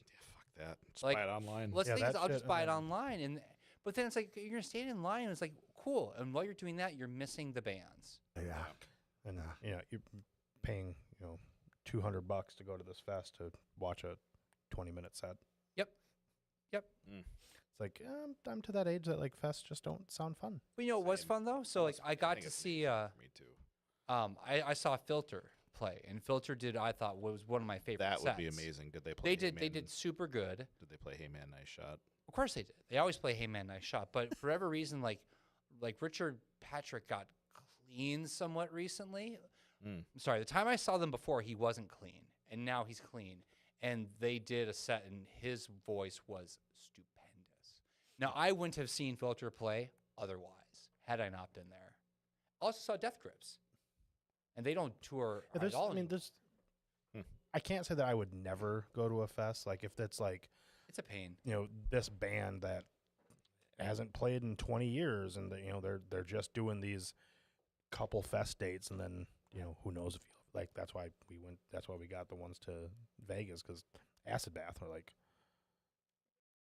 We never thought we'd see them, Well, and and this could be the sometimes- only chance to see them. And more, and this is where, as music fans, you have to make a decision because more and more bands are not touring Yeah. because it's not economically viable. Yeah. So what they'll do instead, I heard about a band called the band's called Pissed Jeans. If you haven't heard of them, they're really popular in the punk scene. But I love it. these guys only play 10 shows a year. I That's came it. up with I came up with that band at your show in the bathroom. Pissed Jeans. Piss jeans. 'Cause I pissed my pants at their show. I heard that band name and I'm like, fuck! I wish I would have thought of that. Pretty awesome, Yeah, dude. it's a pretty great Pretty name. I would just have that on the cover, like Who you going to see tonight? Pissed Jeans, bruh. again. Again? Follow up is again, Yeah, same night. yeah, same night. I peed my pants twice in one night. But I mean, that is That's true about the jam. travel. I mean, like you read that all the time. Yeah. Very few bands are touring anymore. Yeah, Well, then on top of Everyone that- milking everything out of them. I mean, you got Yep. fucking just the fuel itself is expensive. Yep.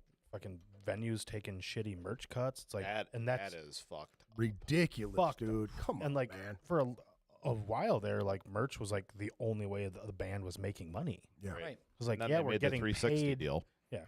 We're getting paid to play the venue, but Yeah. that's going directly to, you know, fuel, van rental or bus, you know, Food. rental, food, you know, and then like, well, we at least made something on merch so we have something to show when we get home, but now venues want like up to 20% merch cut. Get fucked fucked. out. You know, it's an amazing video to watch for any musician folk or people who are just interested in seeing it.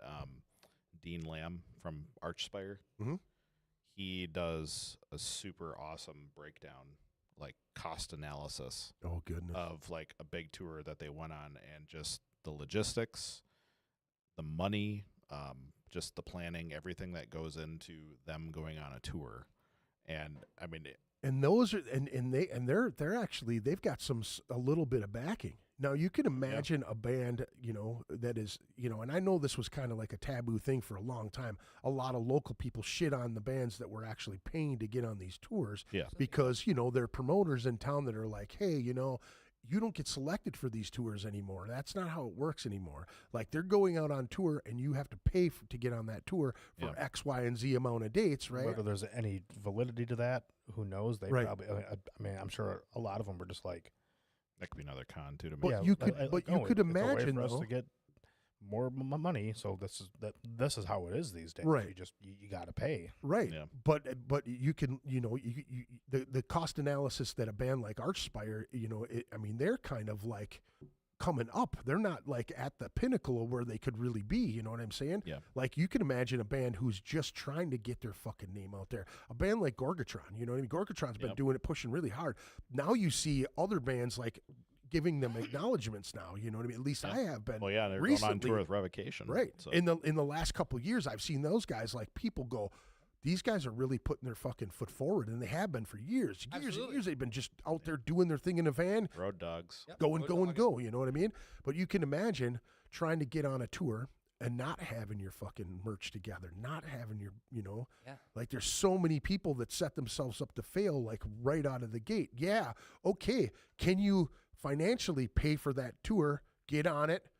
Do you have enough merch to keep yourself afloat? Do you are you sustainable enough to say, I'm not going to get the most expensive hotel? Yes, you want to get a hotel. Yes, you want to clean yourself. Yes, you want to be able to be presentable for the show every single fucking night. But if you're trying to, exactly, that's what I'm saying. You're sleeping in a van. I fucking did Walmart parking lots and going into the bathroom. Can't even do that anymore. That's what I'm saying. I can't tell you, but you're talking all these things, but here's the other logistic, and I don't want to complain or play a fiddle, but even I've noticed that as times get tough for people economically, they don't buy merch. Right. Yeah. Like, our merch sales have been probably the lowest they've ever been. And I'm not complaining. I don't care. It's not about money to us. Right. But it does make me concerned when it's like, wow, we used to have no trouble moving a $20 T-shirt. Right. And now they're not moving. Right. It's like, people are cutting corners on shit. They have to. They have more to. expensive, I get too. it. Life is more expensive. Yeah. I have a And I don't coworker. I don't take it personal. I don't. Right. But I do think about the musicians that are trying to make a living on Right. this. Like, this is their livelihood. Well, and then you stack the AI bullshit on top of it. You know what I'm saying? Where people, I mean, I that's a whole other fucking ball of yarn. dude, I've seen it firsthand.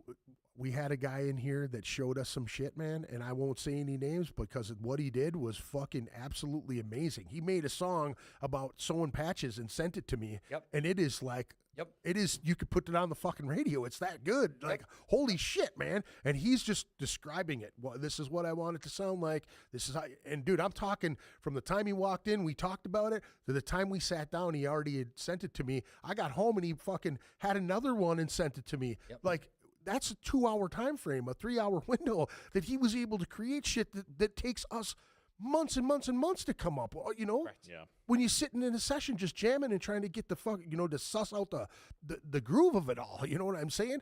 And this dude was able to just, you know, and I'm not shitting on him because his idea with it to be able to, you know, his plan to use it is fucking genius. You know what I'm saying? Sure. But you add that onto the whole story we just came up with, man. That's a tough hill, man. Mm-hmm. You know, that dream of being a rock star and making money is slowly. Well, it's just not feasible. Yeah. Nowadays. You know, like I was gonna say, like I have a colleague who went to a show with his kids last night at the Varsity for some rap show, and he was saying like hoodies for the show, $100, $150 for a sweatshirt. $150. $150 for a sweatshirt. Did it glow in the dark? Did it have crows on it? Did it have like a black and cats on white it? print? Jesus. Wow. T-shirts he was saying were like 60 to 80, and I'm like, that shirt right there is what I'd pay $100 for if it was one of my favorite. If I was able to go to a fucking, and that's gonna last you like your entire life, dude. See, you know what's funny though is like hoodie, you can $150. You gotta be kidding me. You can do the opposite of that, which if you remember a year or two ago, like The Cure went on tour in the United States. Yeah. Yep. And they deliberately sold their tickets for something like between the range of $20 and $80. Yeah. And like you wanted the 80 that got you the really good seat. Right. But they sold out stuff all over the place. Yeah. They kept their merch cheap. Yeah. The t-shirts were like $30, which I still think is too much for a shirt, but I'm Right. punk rock like Right. But still, that's way less than others. And yeah. it ended up being one of the most profitable tours that's happened in a long time. Unfortunately, for a lot Sounds of like a drug smaller deal. bands, The Cure has that name and backing where they can do something like that. Absolutely. And like Absolutely. venues aren't going to be like, no, we're not. Like, well, we need this much of a cut or whatever. They're going to be Right. like, Right. fine, then we'll go play somewhere else. Absolutely. Because people will come out to see us no matter where we play. Bingo. But bands that are trying to make it still, Yep. like, Yep. like, oh, they're taking 20% of our merch, so we got to jack the price up so we can Terrace. come out on, Right? come out ahead. Absolutely. And that was always one of the lines we walked was like, we'd rather keep our merch as cheap as possible in the hopes that it's Right. easier for someone to buy it. Right. And keep in mind, I'm not picking on anybody that has to charge high prices to make ends meet, but at some point, you'll price yourself out of any Right. sales Right. at all. Like the colleague you're mentioning over, like he's not going to buy a $160 hoodie, but He it's asked his hard, kid, though. But like, what you guys do you gonna buy do? merch? Like, Yeah. no, because no one can afford that stuff. And that's the It's thing; like- no one can afford it. So again, the cycle is it's just a snake eating itself. But what's sad about it is that people like they don't take away the fact that you're getting free promotion every time that person, especially a bigger guy like me, that is a fucking billboard for fuck's sake. Yeah. I've talked myself into free T-shirts a million times over because of that fact alone. You know what I'm saying, dude? Once you hit 2X is where the fucking break is done. Now you're paying more for the 3 and 4X, right? Mm-hmm. So people don't want to do that. I go to every concert, all my favorite bands. I'm like, how big? 2X. It'll fit. It runs big. Do you see me, motherfucker? Like, I know I'm wearing black, but it ain't that slimming, motherfucker. You know what I'm saying? Like, We always get you're going to see me at fucking We at always get 2X. threes I'm going to and have, fours. you Yes, we can't do. handle my Always. midriff. That's all I'm saying. Always. You know what I mean? Like, come You know on. what? 3s and 4s, like you're talking about You're in the $2 Midwest. a shirt. You're in the Midwest. $2 a shirt. There's fatties Just- over here. Yeah, and we have them. we have them. So Wolf Mask. but we have longer- those sizes. Long and four. short of it is that capitalism just fucking sucks. Yeah. Well, you know what's funny is we're having all this It's conversation ruining everything. about mental health, the medical system, and one of my really good friends we talk about, he's like, you know what the root cause of misery is? And I'm like, what's that? He says it's capitalism. Yep. He says at the root of everything, you will boil it down to capitalism every time. What would it be like in this day and age if we could actually use the barter system as qualities and things that we do for, that tie dyes, art. Dude, yeah. You know what I'm saying? Why did that shit? I'll do work for Fuck yes, dude. merch or like. Fuck, dude, I will help you out for a joint. You know what I mean? Smoke a joint with me. Tell me a good story. Come hang out with me. Right. I would do that. Dude, you want me to come roadie for you? I'll roadie for you. I've been there a million times. I'm going to make sure you have fucking water on stage. You need anything before you go on? You're ready to go. I'm not going to, you know You're what I'm not saying? gonna pay $12,000 to be Gene Simmons. I've already roadie done it for a day. It's already done. It's already Get done, this dude. shit. So I heard just about read that. this afternoon. So his tour was canceled, Tour canceled, yeah. but he's not giving out refunds for folks who signed up for that. Oh. People have not gotten refunds. Big surprise. Wow. Big surprise. Holy shit. As if that dude doesn't. I'm have I'm enough sure money. he'll have to because that'll be a lawsuit or something. But like, I'm sure they'll all get together. I hope they do. And What are you talking about? Gene discovered law. well, he didn't discover it, but he sure licked it. put a dollar sign on it. Right. Right? Put a kiss symbol on it somewhere. Ugh. Yeah, ridiculous. Well, fellas, I appreciate you coming in. It's always a blast to have these fantastic conversations with you. We were all over the board. Yeah. Mitch had such insightful things to say this whole podcast. I was like enthralled in what he had to say. We the couldn't whole get a word time. in edgewise. I know. It was ridiculous. It was ridiculous. You're just beautiful, man. I got to say it. No, you're That's beautiful. great to have He you knows here, it. man, anyway, dude. Love you too. I do, man. I love it. So no, like, shut up, baby. I know it. Yeah. Star Wars line, I love you. I know. That comes up a lot. I love me too. Yeah. I'm pretty lovable. You know what I mean? I get it. What's not to love? You know what I mean?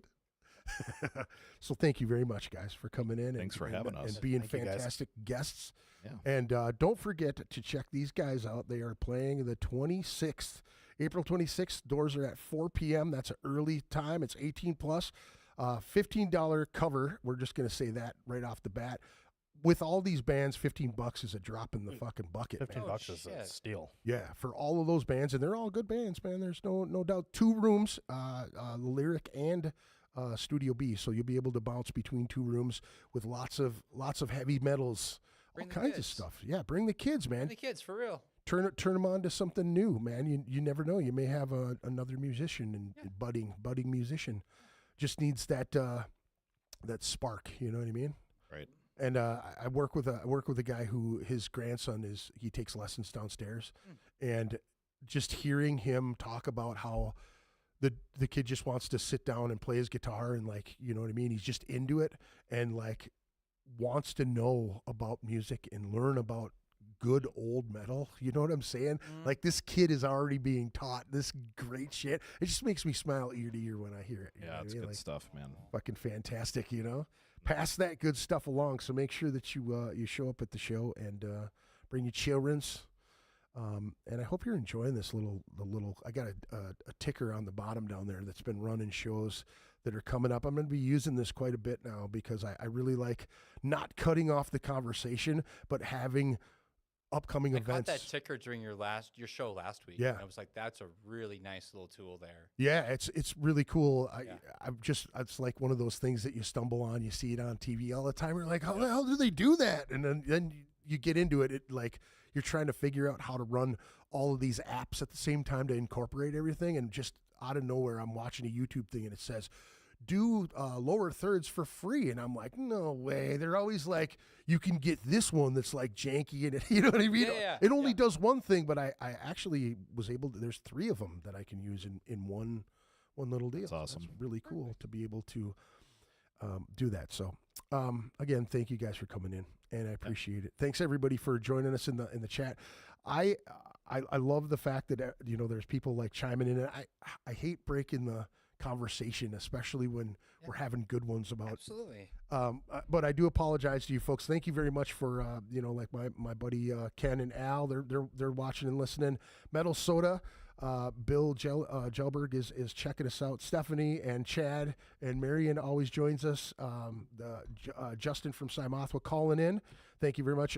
Joseph Gonzalez has he said Joey says that Gojira is boring live. Did you see that? I'm surprised we didn't see that and go off on a tangent. I told him to shut up. That he likes Malort, and that makes his opinions just poop. Well, he also likes haunted horses, so. Oh yeah, he did say that. He did say that. Please don't encourage him. I got to deal with it. As a bass player, you'd probably love haunted horses. Very I'm actually going to be checking them out. Yeah. All right. Well, we're going to go back to the anthology here, right? And it's going to be the old way, right? Joey's laughing at us right now. Lols. The old way with the sledge. That's the one. And again, check out Wolf Mask on all the streaming platforms, right? Yep. Go buy it on Bandcamp. That's right. Support them. Show up at the shows. Buy some merch. Support local music. Be a champ and a champion of the local scene, right? That's what we want to do. Sure. All right. Well, I don't have anything Greg. queued up. What's that? If you say so, Greg. No, don't listen to me. Okay, the old way. Let's do it. Have a good night, fellas. Thank you. Good night. Thank you. I gave him your name, Franklin. I told him where you live. I even gave him your zip code. He's gonna kill you.